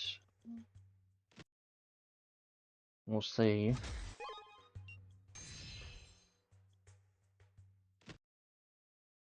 I'm still hoping for it to show up, but I don't think it's going to, is it? No. I'm gonna switch over to the Steam version in a second. I should do that.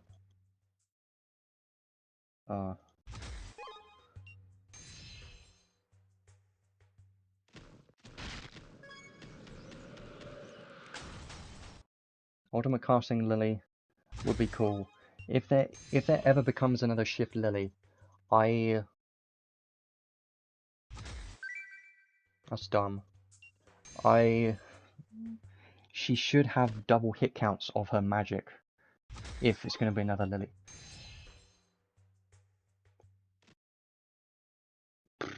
This shouldn't be something I should be doing.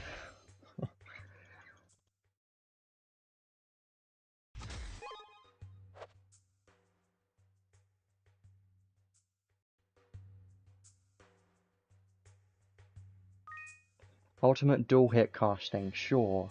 Why not? Sounds broken. I love that.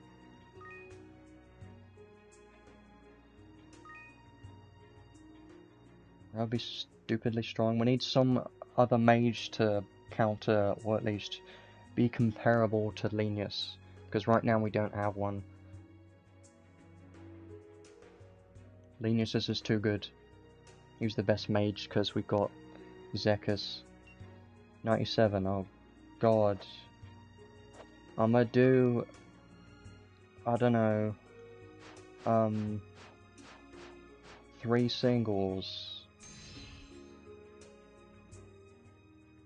And I don't want to waste time, so I'm probably going to go to the showcase in a minute. The Rhea, come on. No. I'm skipping unless it looks promising and it not. No.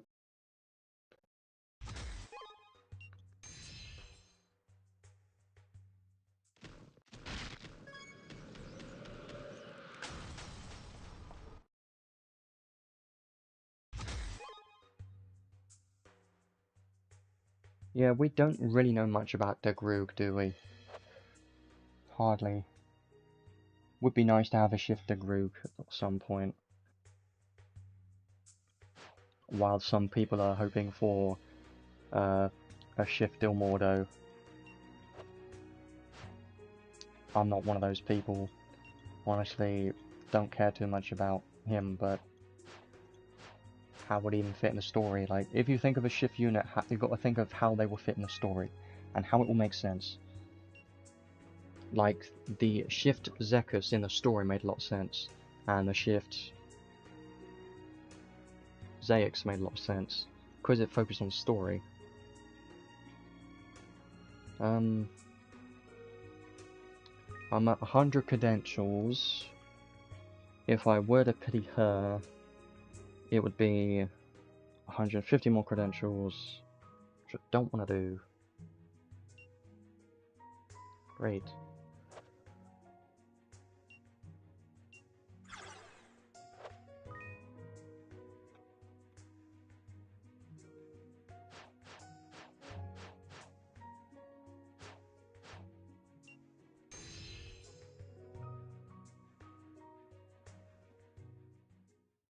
I'll probably do like one more 10 pull, you know, and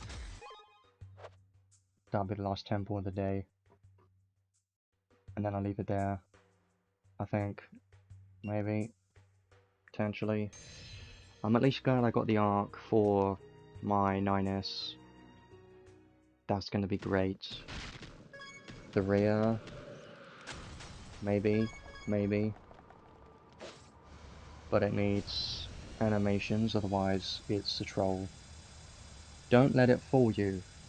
Can't be tricked by the game.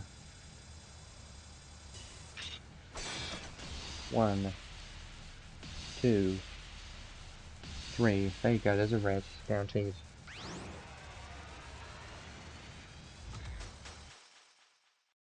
Only 1, well, there's the dupe. Maybe not.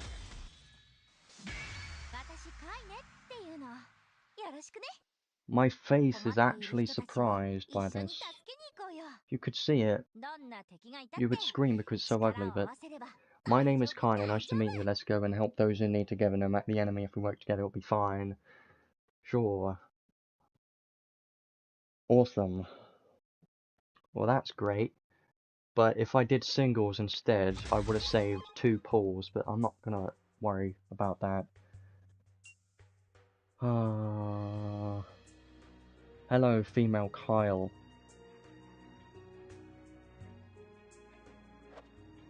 Well, now we're done. That's great. I can save my crystals for whatever's coming next. Not gonna be me, but probably a collab. I really want a Dr. Stone rerun.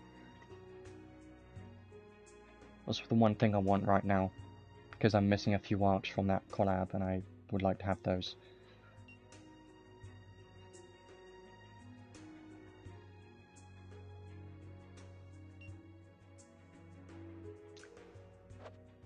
So, let's just check how many we did. 111, actually pretty good.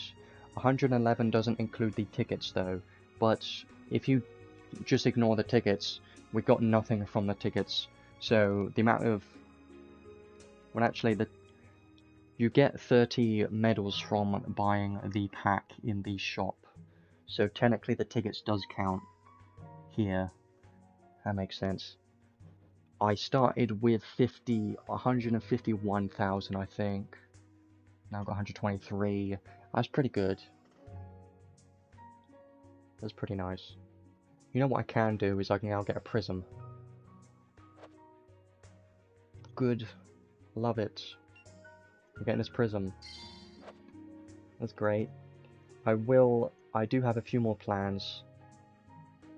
It's just about to be 3 o'clock, which is the time that the arena resets, which is not good timing for me, is it?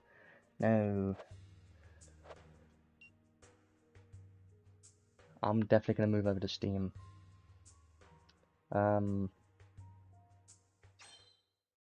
Okay.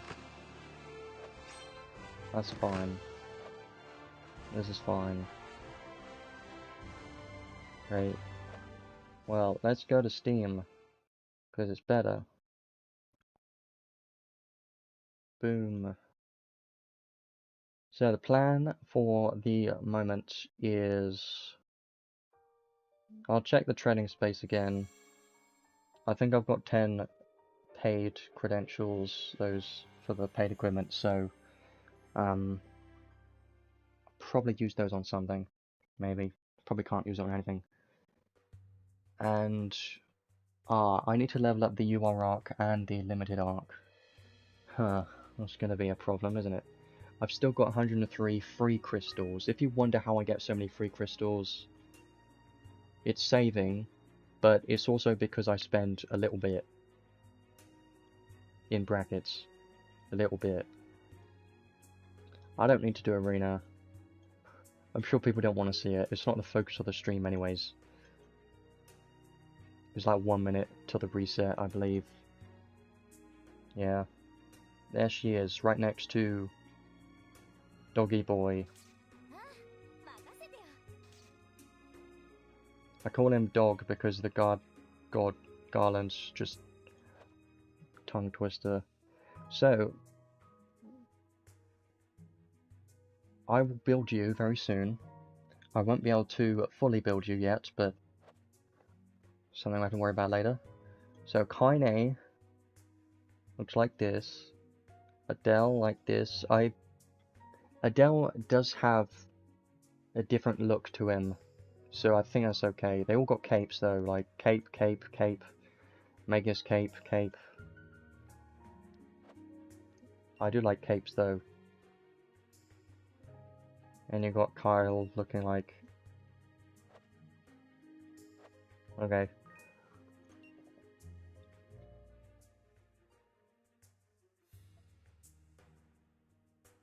So the hero credential, I can't really use any of these at all. I will save these. Well, actually, I'm saving my paid crystals, what I mean, because I'm not going to be getting this. I don't need this. So what I'm going to be doing again, and what I have been doing recently, is another free-to-play build, equipment build. This is what I'll do. Like with Diablo, he doesn't need paid equipment because his free-to-play options are like better. So you don't always need the paid equipments because they're not always going to be the best option. Usually paid equipments most of the time add damage cap like this one, and if you don't care about more damage cap then you can just use something else and it doesn't really matter too much, I think. I think she does need to equip an armor, so that might make it a bit more difficult to think of a good armor to equip. Okay, let's leave that there for now. I don't need to look at anything else in the trading space. Yay. 50 more crystals. Make sure to do this daily. If you're not, you're missing out on crystals. Nice.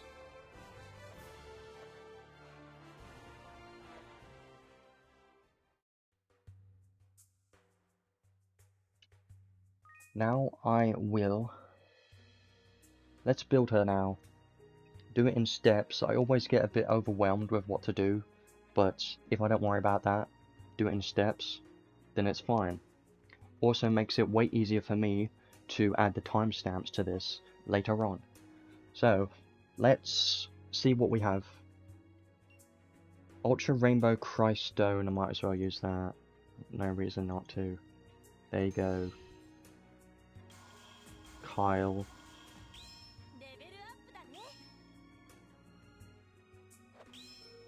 More XP.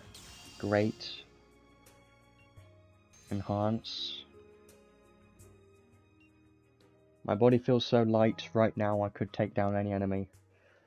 I thought it said tight for a second, but that would be wrong. I don't know why I say things like that. Don't judge me. It's just what I think.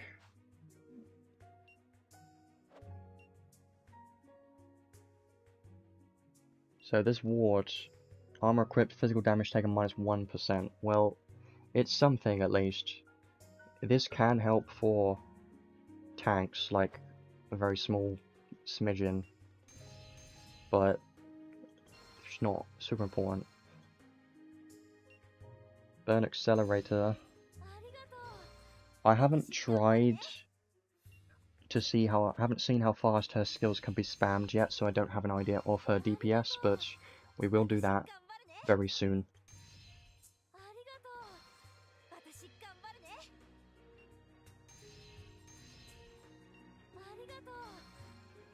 I hear arigato so much that I'm pretty sure I know it means thank you. And I don't even know Japanese, so...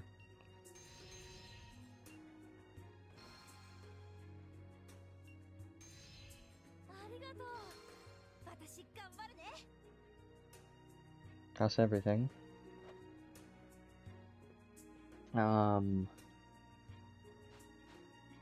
Soldier type.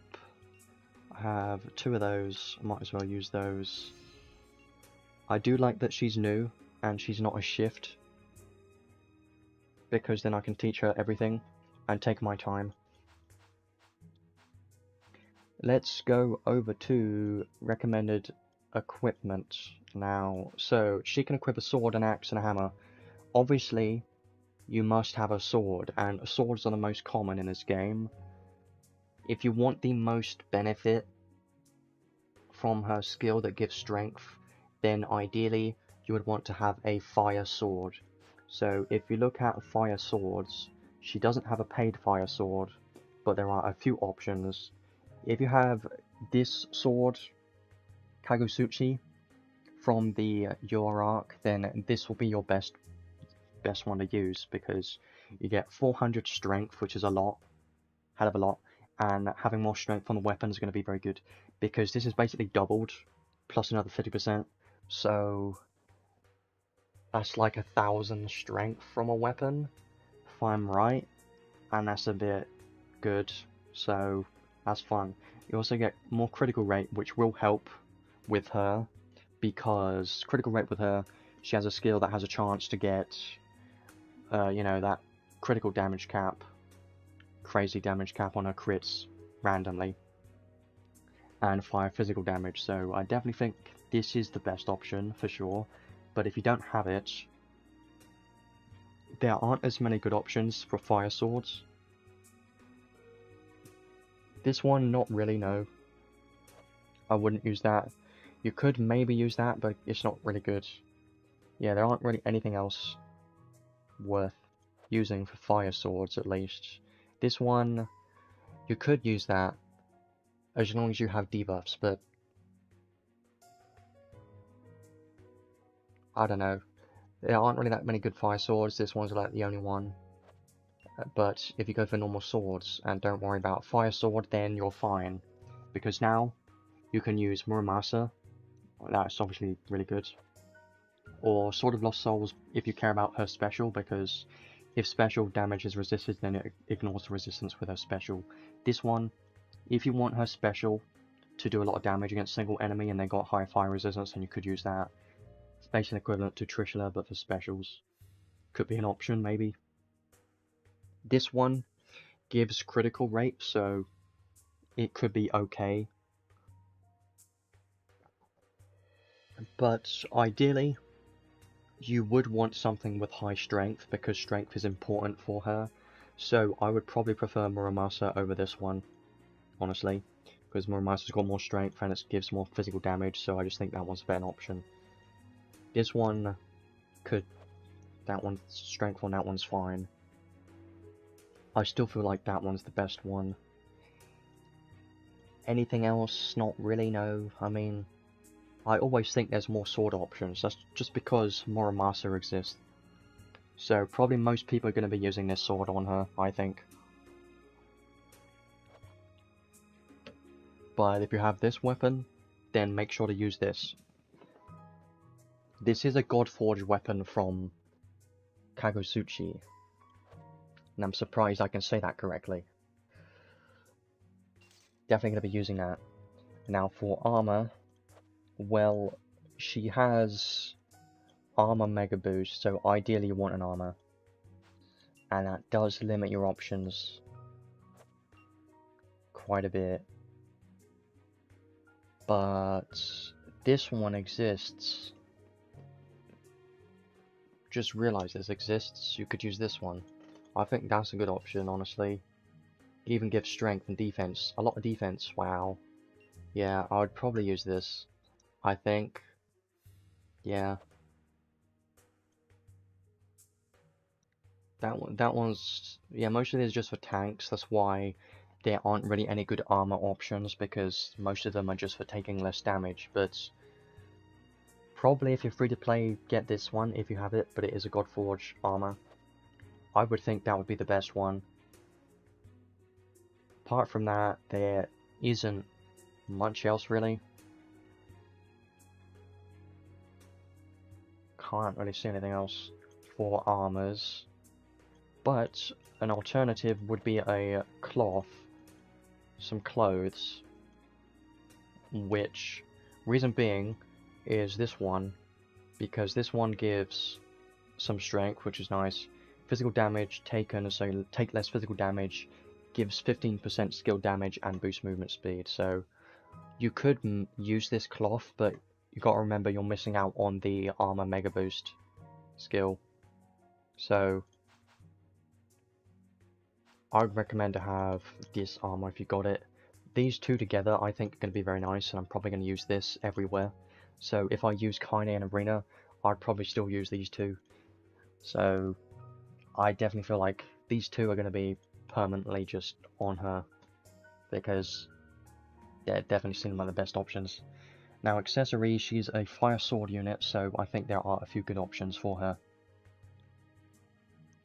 Movement speed could help with her, but since she's got a closer gap skill 1, movement speed isn't the most important. You could use Mint for relief because it does give her movement speed and skill damage and strength, so this one actually could be a good option. I'm considering using it, honestly. Mint for relief is such a good accessory, it's funny, because it's been around for a few years and people still use it all the time. Any other options? Well, this one, if you have it, could be used if you're against bosses. Revive accessories for arena, potentially. This one, could use that. That one could be okay. More fire damage, gives strength too. I'm trying to look at strength because strength on Kynei is more important than a typical unit, because her damage caps does scale with strength. So if you want her to be in PvE against bosses, then strength is important, but if you're in arena or PvP, any PvP content like guild battles, then strength isn't going to be the most important. I would use Black Diamond in arena. Well, I have been farming the event before the stream. It is a very good event, but I haven't talked too much about it yet. I'll definitely talk about it a little bit later, but most of the times events, I don't really talk too much about them because they're just very basic and you just farm them. So, reason why this one's good, gives more strength stats, and it gives strength here, so I think this Black Diamond could be a very good one that I would use. If I were to use her in Arena, I'd probably use this for sure. And guild battles. Could be nice. This one, maybe, if you need to take less damage. Not much else. This one, more fire damage, could use it. Not the best option, though. This one, obviously, if you're hitting weaknesses and stuff, then could use that. Even gives 100 strength, so that can help. More skill attack damage, could use it, maybe. And that's all the favorited ones that I have, so there are a few options. I did mention quite a few. I'm surprised we've reached 2 hours already. I didn't think we would. Been taking way too long with this. For now, I'm going to use Mint for Relief and... I don't know. Something else?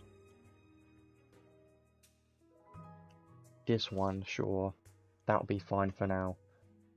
Just to give her more damage. And every one of these have strength stats. So what's her strength like now? 3,500 already. Very nice. That's just with base skills and these equipments. She's got 3,500, which is higher than usual. And she's still level 100 and not even awoken yet. So let's do this. It's going to be even higher. And then we can start trying her out soon.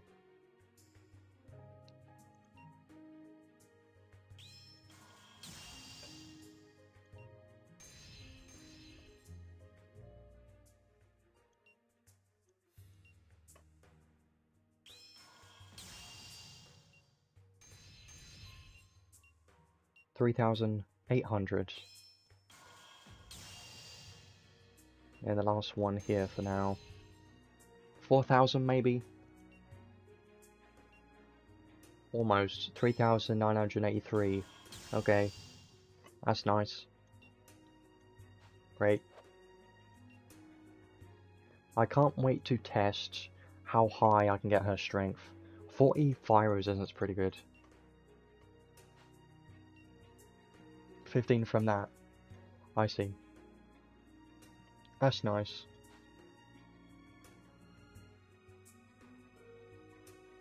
Having every single attack up and a few unique strength up skills and stuff, her strength's going to be pretty high.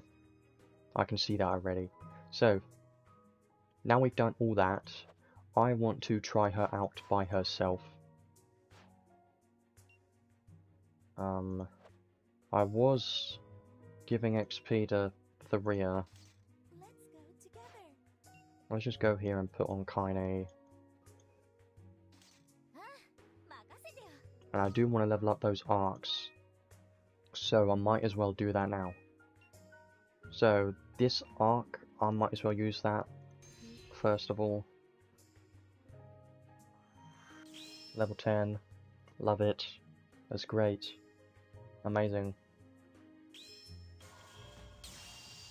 And the limited arc takes blue souls. So, let's just have a quick look at the arcs while we're here, and then I will start testing Kynei a bit to see how she's performing. So, this arc at level 10, from level 10 to level 15 it increases 1% critical damage here, and a damage cap. That's all the difference is going to be there. Skill level 1, damage 20%, damage cap 5,000, that's pretty nice honestly for a level 1. Damage taken minus 20%, auto revive effect buff when only one weapon is equipped, 10,000 instead. You know, this is pretty good for a level 1, because at level 10, it's 10,000 damage cap here, and a 20,000 there. So it does double, but a 5,000 damage cap difference for 10 levels. Usually, I feel like usually it would be higher than that, but you do get the other boosts as well. So you do get, obviously, the damage cap there, and less damage, and the skill damage, 15% more skill damage and 15% less damage taken. I could get this. I probably will, because I've got a lot of this Ethereon. Might as well use it. Here we go. Ties to a demon lord that shows signs of a fierce battle. Yeah.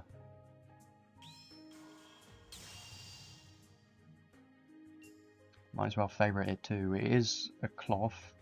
If it was an armor, you could use this on Kynei, but since it's not an armor, you can't really use it much. I'll leave that at level 10 for the moment. Yeah. And then let's go to this one for now. So, level 1.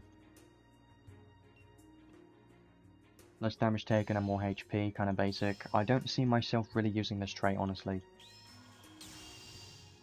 I wonder if it will change to red souls once it reaches level 5 or 6. I hope not. Because not many arcs use blue souls anymore. Most of the arcs use red souls.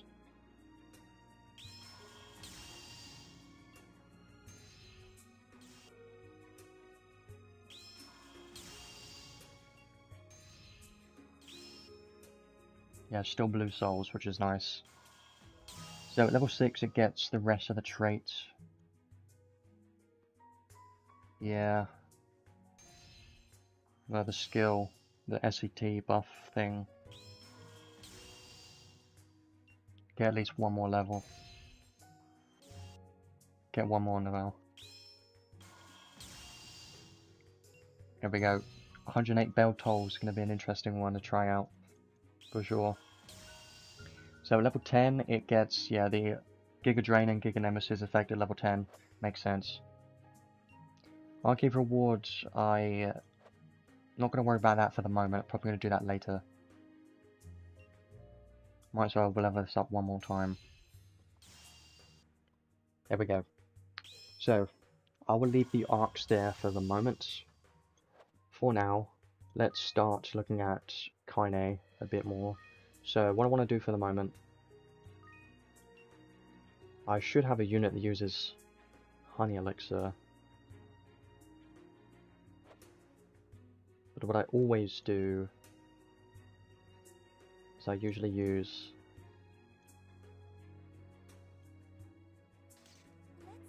I guess I can use the Rhea. Actually, I'm just going to use it by itself with... I always use the unit by themselves with Counselor 10.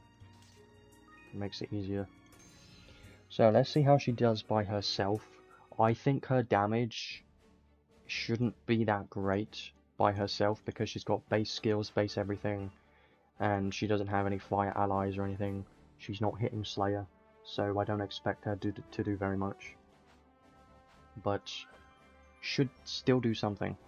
Obviously it will, but what's the damage numbers going to look like? Let's have a look. Should be okay.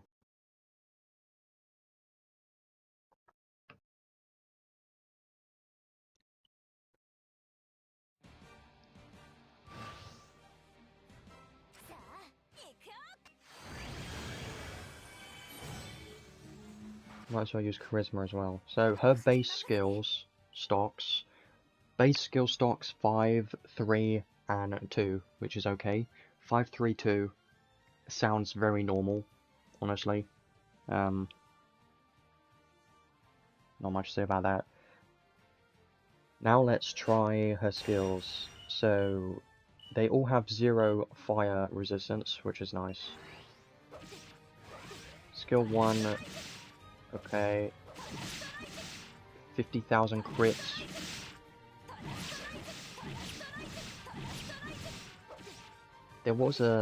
There can be random high numbers there, which is nice. Yeah, you see that random high number? That was from the skill, and it also happened on a crit, so the damage is a lot higher.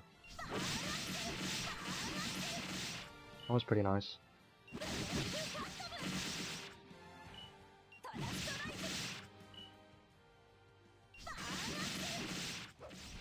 I do like the skill too, honestly. That was nice too. Okay. I should probably go into the unit test play quest as well. That's usually the best place to test. I'll do this one more time. At least. And then unit test play quest. Tests a lot better.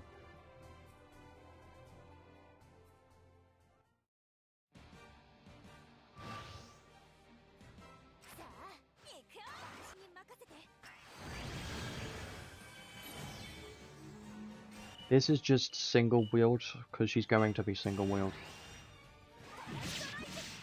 These are all just single wheeled hits. Single wheeled unit. I want to see how fast she can spam her skills.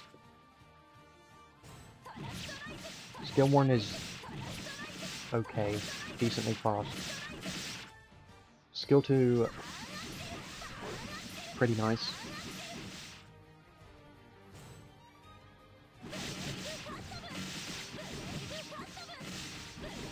Okay.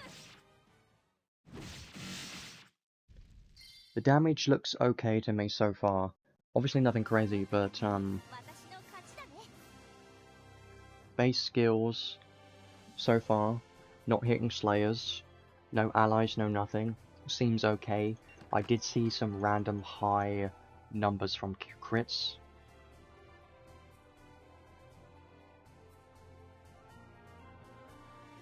Yeah, look, I'm gonna show you something. I'm gonna do something. Here you go.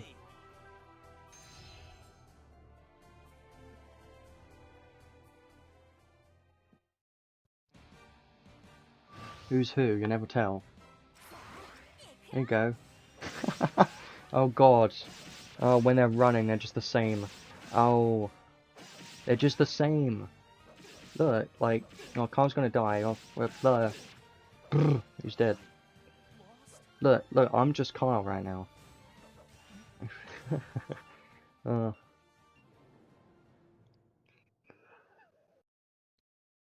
they look the same. Like, if I were to... I really want to take a picture of, like, both of them running at the same time. Because they're just gonna look the same. That's funny. But, yeah, I guess he does look like his mum. There you go, look. They're two Kyles.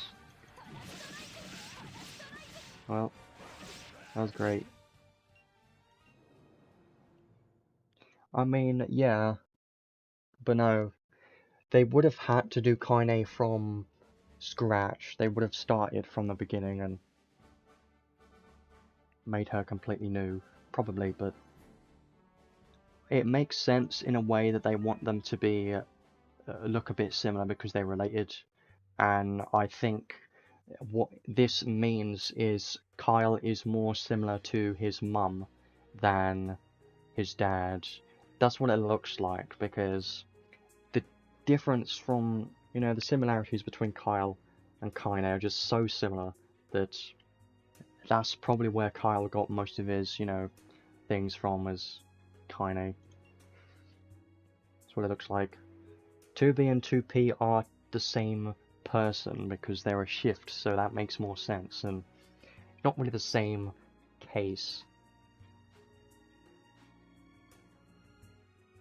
Let's do the unit test play quest for her. So she's got base skills, Kagusuchi paid armor, this accessory from probably the event, and that ring with the UR arc, level 15, arc skill level 1. Useful. Well, probably what they did with 2P was they just used 2B and change the colours. That's what it looked like. So, obviously she's going to be doing a lot of damage here. Because the enemy has minus dark resistance and it's a spirit type, she should have Spirit Slayer. Yeah. So, she's going to hit damage cap. Yeah, easily.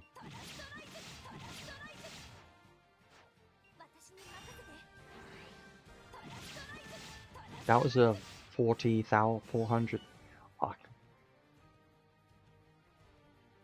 I mean, it gets very complicated when it starts talking about family, because I have no idea.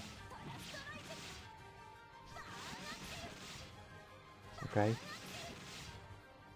I'm trying to look at the damage numbers, but it's quite difficult to see what's going on. 300, 100 and the 300 is 364. 154, 219 from a normal attack. 154 must have been from the arc, because the 35,000 damage cap would have been that from the arc, I think. Oh, I get it. I know what happens. So that 400,000 that I saw was this triggering at the same time as this triggering on a crit. Yeah, he is related to Adel. He does look different. We haven't heard much about Roland in a long time though. Like in the current story we haven't really gotten any further from that. They've mostly just been showing off Kyle's family. They'll probably expand upon it, they can do a lot.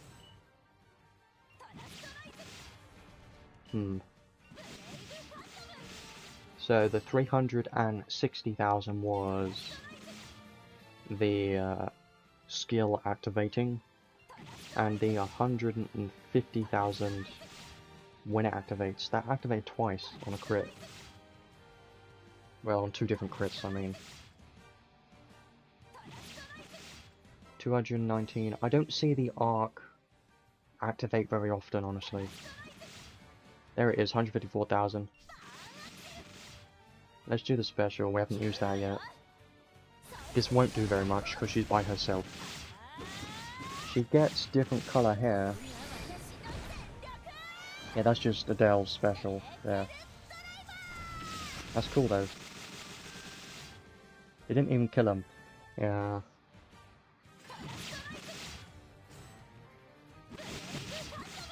$150, there's 369.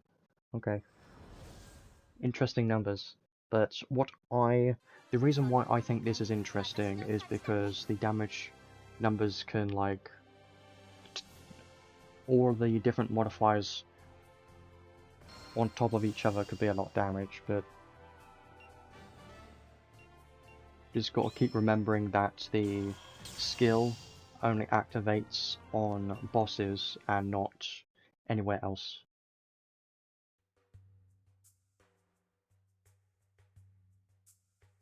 I'm sure there's a lot of complicated family tree stuff.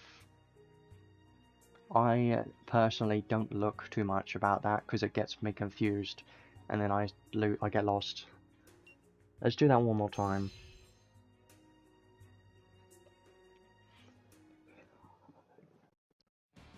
Trying to think of who Roland's parents would be. Have no idea.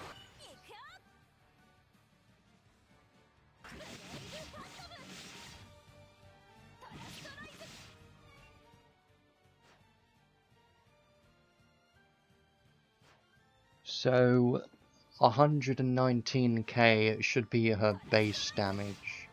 Oh, 116,000 is the base damage cap that she's hitting against the boss. If I use the charisma, it would be higher.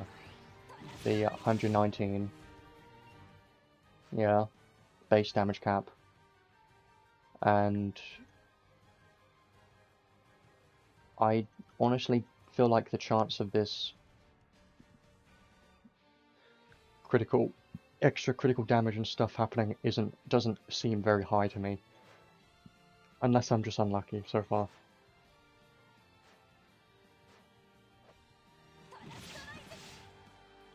There should have been more. It happened once there. None there. I think it would definitely be more noticeable on a dual-wield unit. That 200,000 was her skill. You can test the range here, by the way. Range is pretty decent.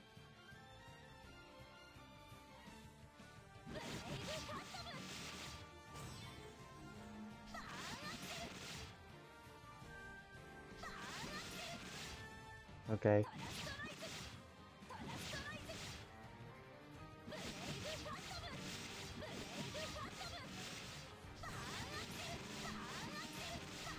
I don't think her DPS is gonna be that crazy, honestly. Yeah, 300, 200. That was a lot of things happening. I saw a 216, and then a 300 and something, and then 154. No.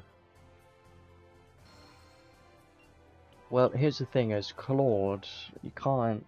He's just like, yes, big numbers. I saw a 400k so far. That was the highest that I saw from Kynei, but you got to remember that doesn't mean everything, because it matters how fast the skills are, and her skills aren't the fastest. What I want to do, I guess, is try Claude out real quick. I don't think he's built for it though, is he? Not really. Well,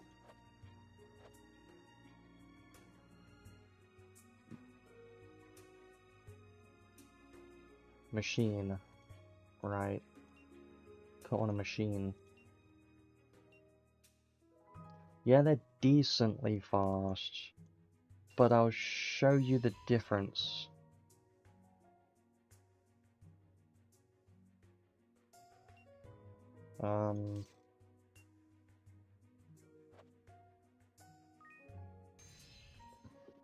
Yeah. So this is what I was thinking of.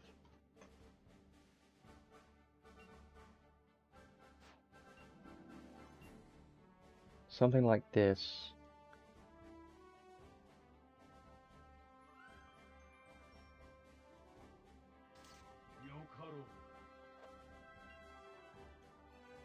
It's good enough, I think, maybe.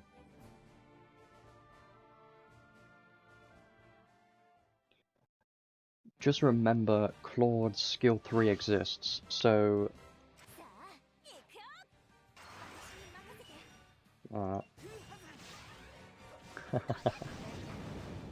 I need his skill 3 to be up, though. I'm gonna just wait, then.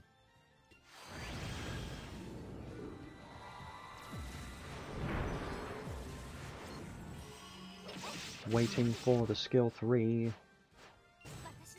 to happen. Wait for it. I should put on more SCT. Now we're gonna kill everything. Now watch this. Yeah, see? You see? I didn't see. They just died in like a second. That's how... Oh. Ah, that's funny. Wow.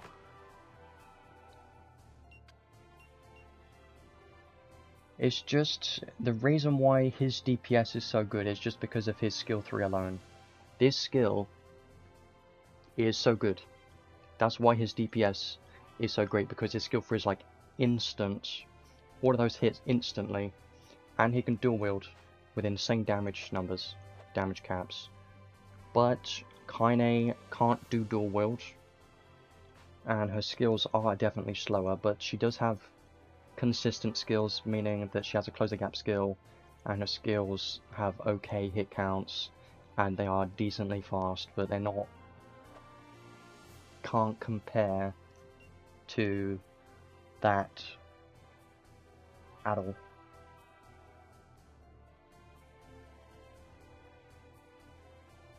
Which is funny.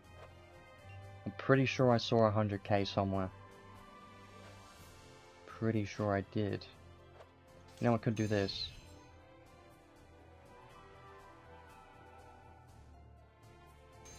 I'll be honest, I haven't done multiplayer in quite a long time, so I don't really know what's going on with multiplayer right now.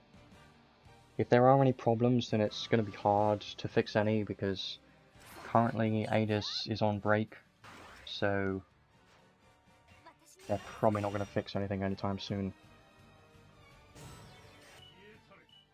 Go. Wow. Oh yeah, I should be using this too.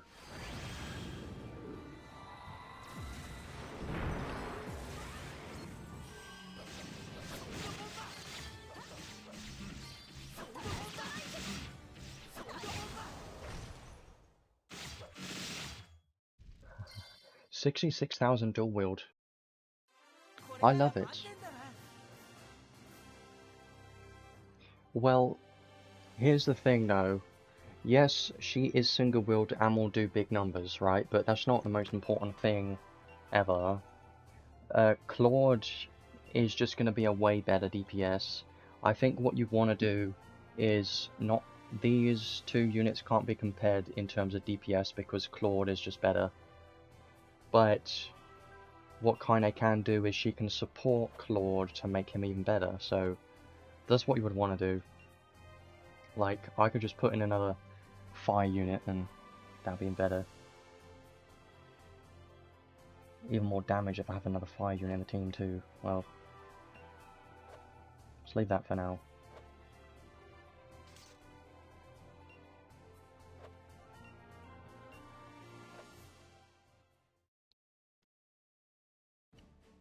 One thing I'm interested in is how will Kynei perform in like arena and guild battles. Like, does she have enough damage, and is she tanky enough to be usable in those content? But I don't know right now because I haven't built her properly yet. That's nice. Need to spend more time to build her fully to try that out. Anything else? Well, there isn't too much I want to do with Kynei right now. What I was mostly using her as is a support with her charisma and just putting in Claude. That's just my favourite thing that I would probably use her for the most, so I'm trying to think of a team that I would use with Claude and Kynei in like PvP, but I don't think that would work well enough, because if she dies, then the charisma's just going to go away anyways. So I don't even know that will work. I have to see about that. Right. 2 hours 28 minutes. Great. Been here quite a while. I'm surprised about that. What I want to do is look at the event as well.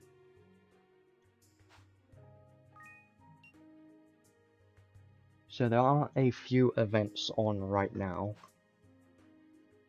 in here. Make sure to do this daily. I'm going to see what my luck looks like today. Make sure to do all the daily stages. And this event, actually pretty solid, because you can get quite a lot of stuff from this event.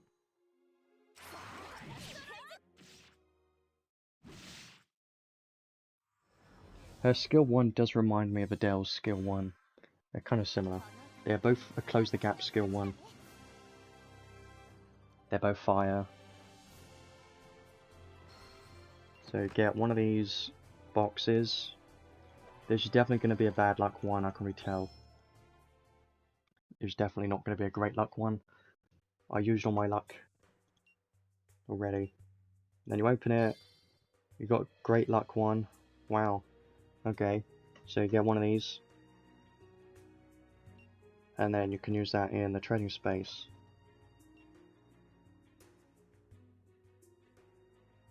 And then I'm going to get another one of those. Great.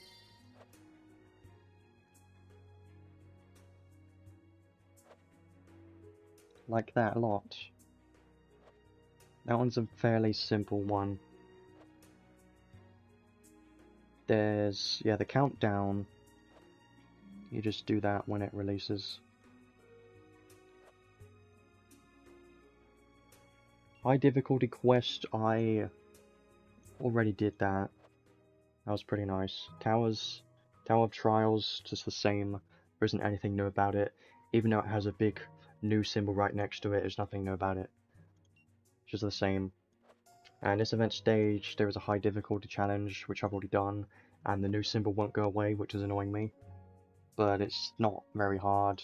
But when I did it, only my mage did damage, so you probably just want to use Lenius and F-Secus if you have both of those, and then just do it easily with a support, and you're probably fine if you do that, I think.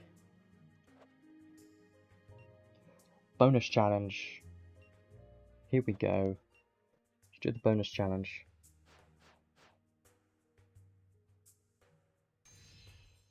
So the bonus challenge opens once per day, does have some nice rewards to it.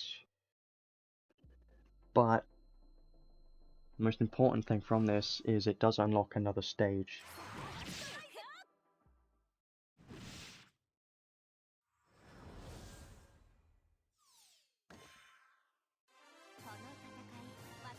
So you still don't have Lenius, is what you're saying? Because Lenius is great. He's mostly used in PvE though. He is incredibly strong just because of what we have available right now in this game. There's the Flash quest. So this quest right here is very good. So good.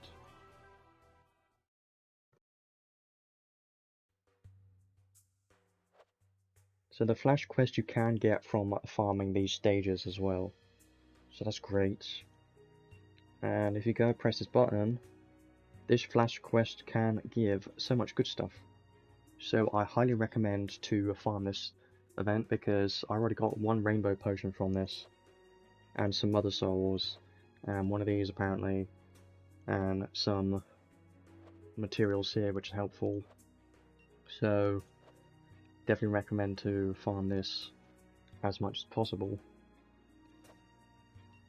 I can also show how funny this is.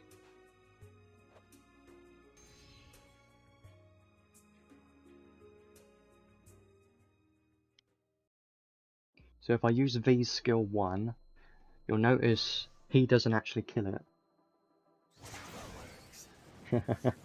Oh, that's funny. That's great. It's still worth doing though, because look at what else you get from this. 100,000 red souls. So many zeros it's hard to count. 1,000,000 blue souls and 100,000 red souls from this. So that is why this is so good to farm, because you can get blue and red souls, and you can also get some Zell as well if you need it. But the blue and red souls are the most important one, I think. And if you just keep farming the events and keep getting this flash quest, then you can just keep farming blue and red souls and level up everything on your account. Like all of your arcs, you can just keep leveling up as long as you're farming this. So if you're a new player, or if you just don't have many arcs leveled up, or if you're just, you know, just need to get arcs to level 15 like me, then it's still going to be useful, and you should definitely be farming this stage. So this is great. Love doing that. I did farm this quite a bit earlier and already managed to level up a few arcs. So definitely recommend to farm this. Just farm this stage. Yeah, we use Zell a lot now, which I'm glad it's actually useful for something, because it never used to be. I think I will be using some of my normal orb recoveries, because I've got like over 1,000 of those, just to farm this stage. Just to farm this stage, and hopefully get a flash quest.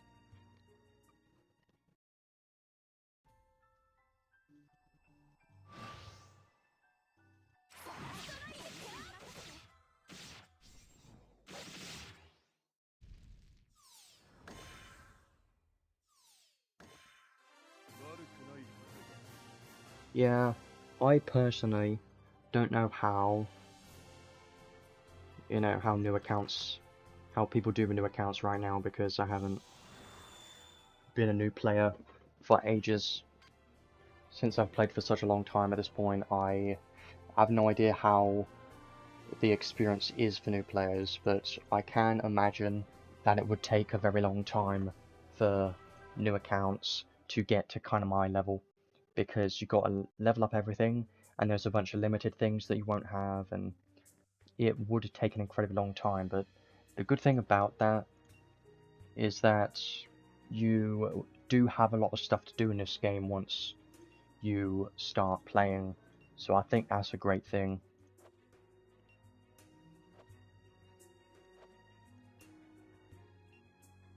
And you have the option to farm story stages to get a bunch of crystals, and you could potentially play this game for like a very long time if you're completely new and you would have a lot of stuff to do for a long time.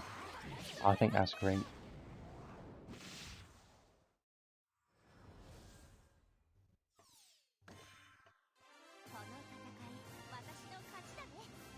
So this stage can drop ultra mega clusters,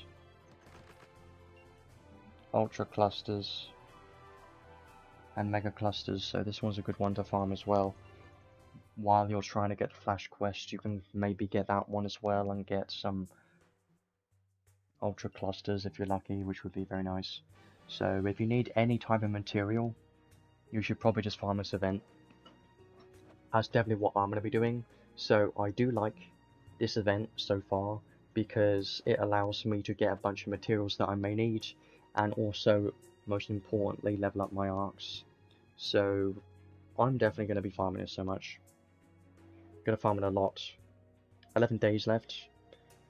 11 days is a weird amount. That's not 2 weeks, just like a week and a half-ish. Yeah, with the 6th enhance, it is a lot more difficult to build units, especially for newer players, but you don't need 6th enhance. It's not super important. You don't need it that badly, especially newer players. You don't really need to worry about it, because all it gives is just a few more stats, 10 more SC, and some more damage cap and a few other bonuses.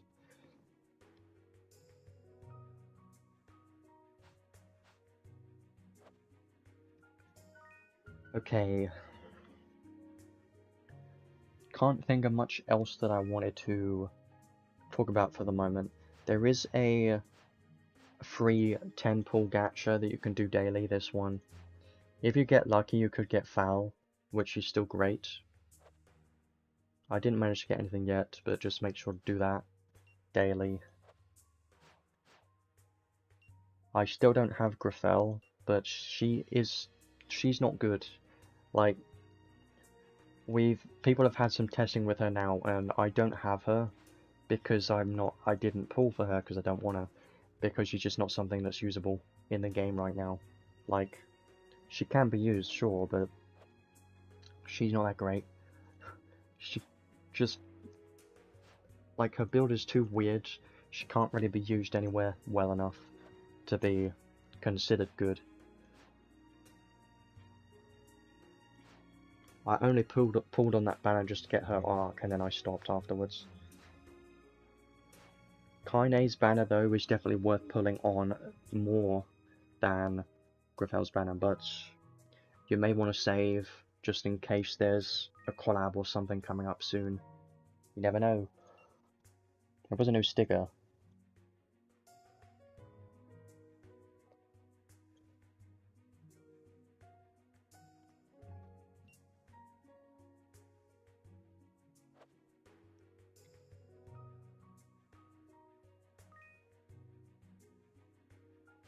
Yeah, that makes sense.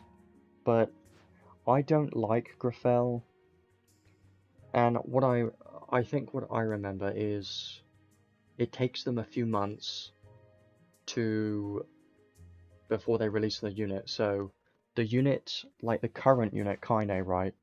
She would have been made and finished a few months ago, but she's released right now because they do content in advance. I'm pretty sure that's what they do.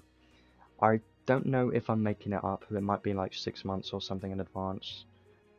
maybe it's different now, but they do make content in advance. That's why the poll for Shift Megius is he's not going to release yet because they got to take a few months to make him and do everything about him. Yeah, I think Graphel, the poll, she would have already been made. So longer than 6 months. I don't know. It's still something to be aware of, that the current units and the arcs, they would have been prepared to release for this time in advance, which makes sense. But some, occasionally they don't, it doesn't feel like that some units are very thought much about, you know. So I don't think there's really anything else that I want to talk about. We've been here for a long time, surprisingly, 2 hours 40 minutes. I always have a hard time talking for this long. That's why I always have a drink next to me, because otherwise I have no throat left. Damn. Well, that would be useful. Soul Field as well. Some of these, I haven't done any of these in a while. But I feel like doing these isn't really necessary anymore, since you can get those materials from events now, which is very nice. I need to do some Tower of Trials later as well, and farm the event, build up Kynei, and learn some skills on some units as well, so I do have a lot that I need to do right now.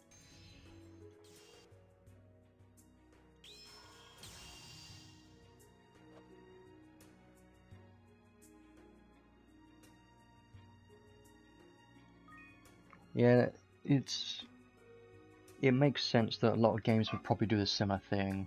It's just weird to think about. Like, that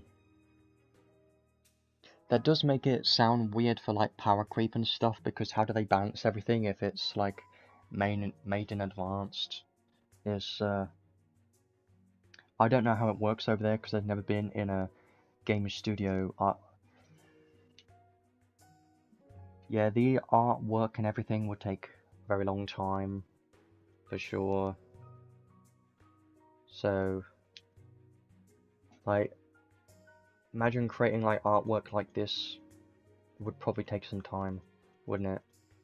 I do like this artwork. Like, Kynei looks great here. I just feel like the 2D sprite work doesn't really, you know, portray her as well as this does. This just looks better. Like, white, red, you know, a lot of red, brown hair. This just looks a bit different to me. Red, black hair. I'm still annoyed by that, but whatever. Why does she have short hair? Anyway. That's very similar. I've seen that somewhere before. Right here. Exactly, right there. The same. The same.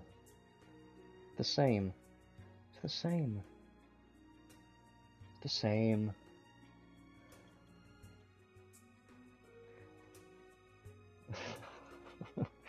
I just find it funny. I mean, I'm not hating on it. I still like...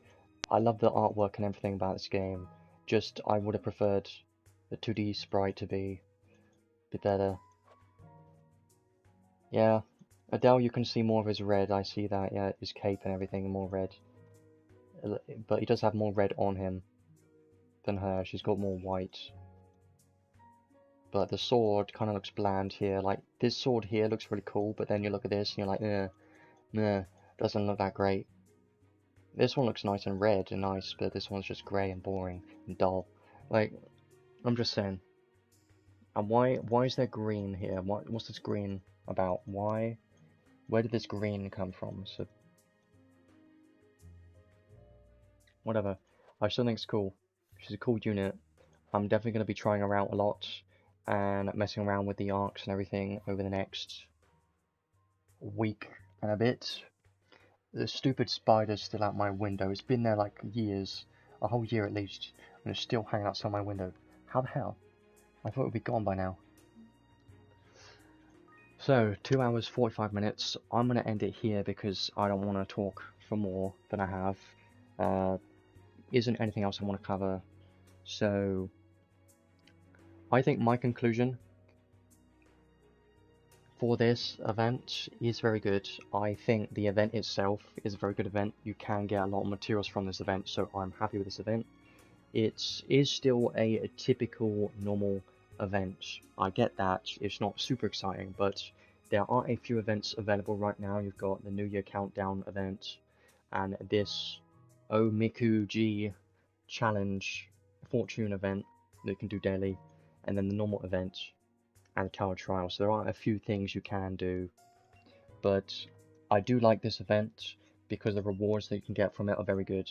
So it's kind of expected from a New Year's event though, because a New Year's event, they usually release good things like this. They release a lot of free stuff. They seem to like New Year's quite a bit. I usually think of New Year's as not being a super event that most games do. I don't think many games do New Year's events too much. Like, they would do something probably, but the last game I played, I think all they really did was like New Year's sales. I don't think they really did anything else apart from that. Maybe New Year's event, but I don't think that many games do New Year's events, do they? But yeah, the event, very good. Don't need to say anything more about that. The unit and arc themselves, I think they're very nice. I definitely think Kynei is going to be an interesting one to test out. I don't know how good she's going to perform in PvP, but I know for a fact that she will definitely be useful because of her charisma right here.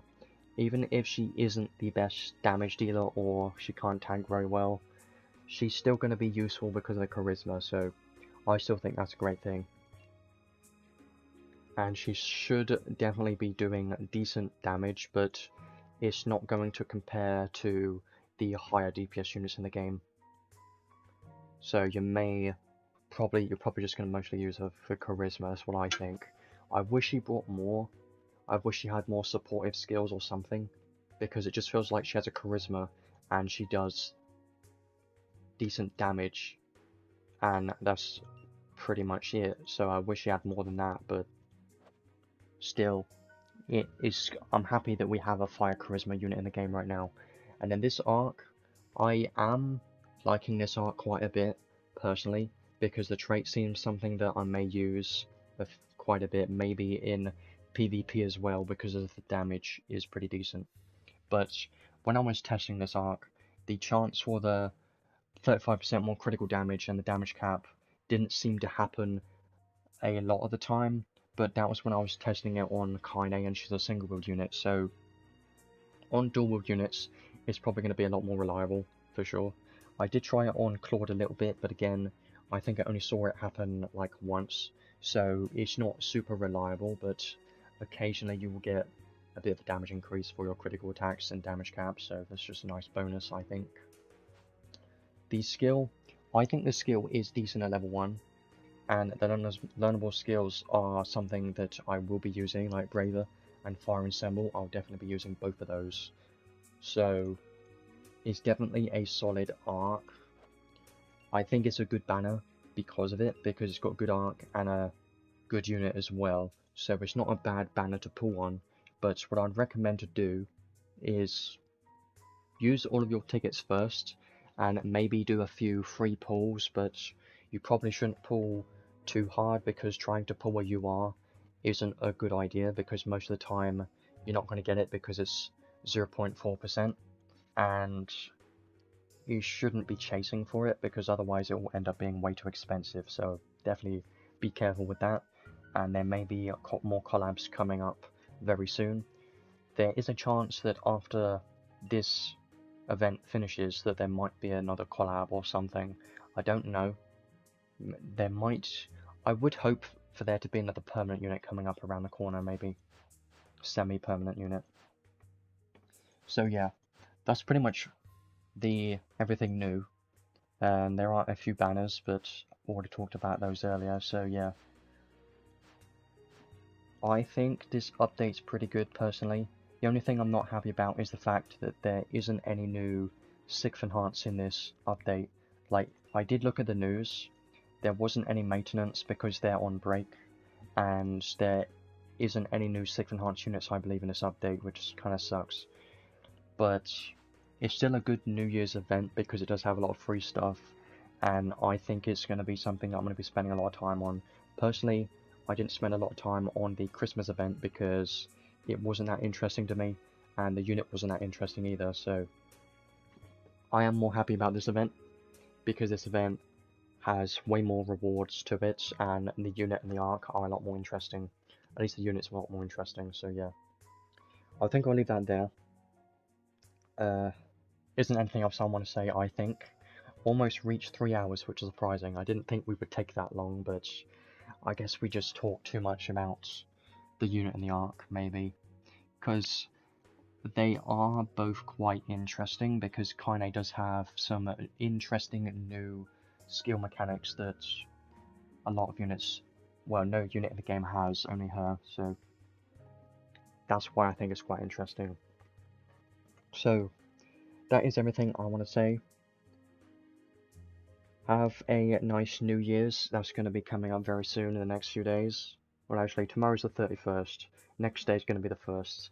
So, look forward to that. I don't have any plans. I don't do parties or anything. I don't like social things. So I just stay to myself and do games and stuff. And I play Last Cloudia. And I'm not advertising a game.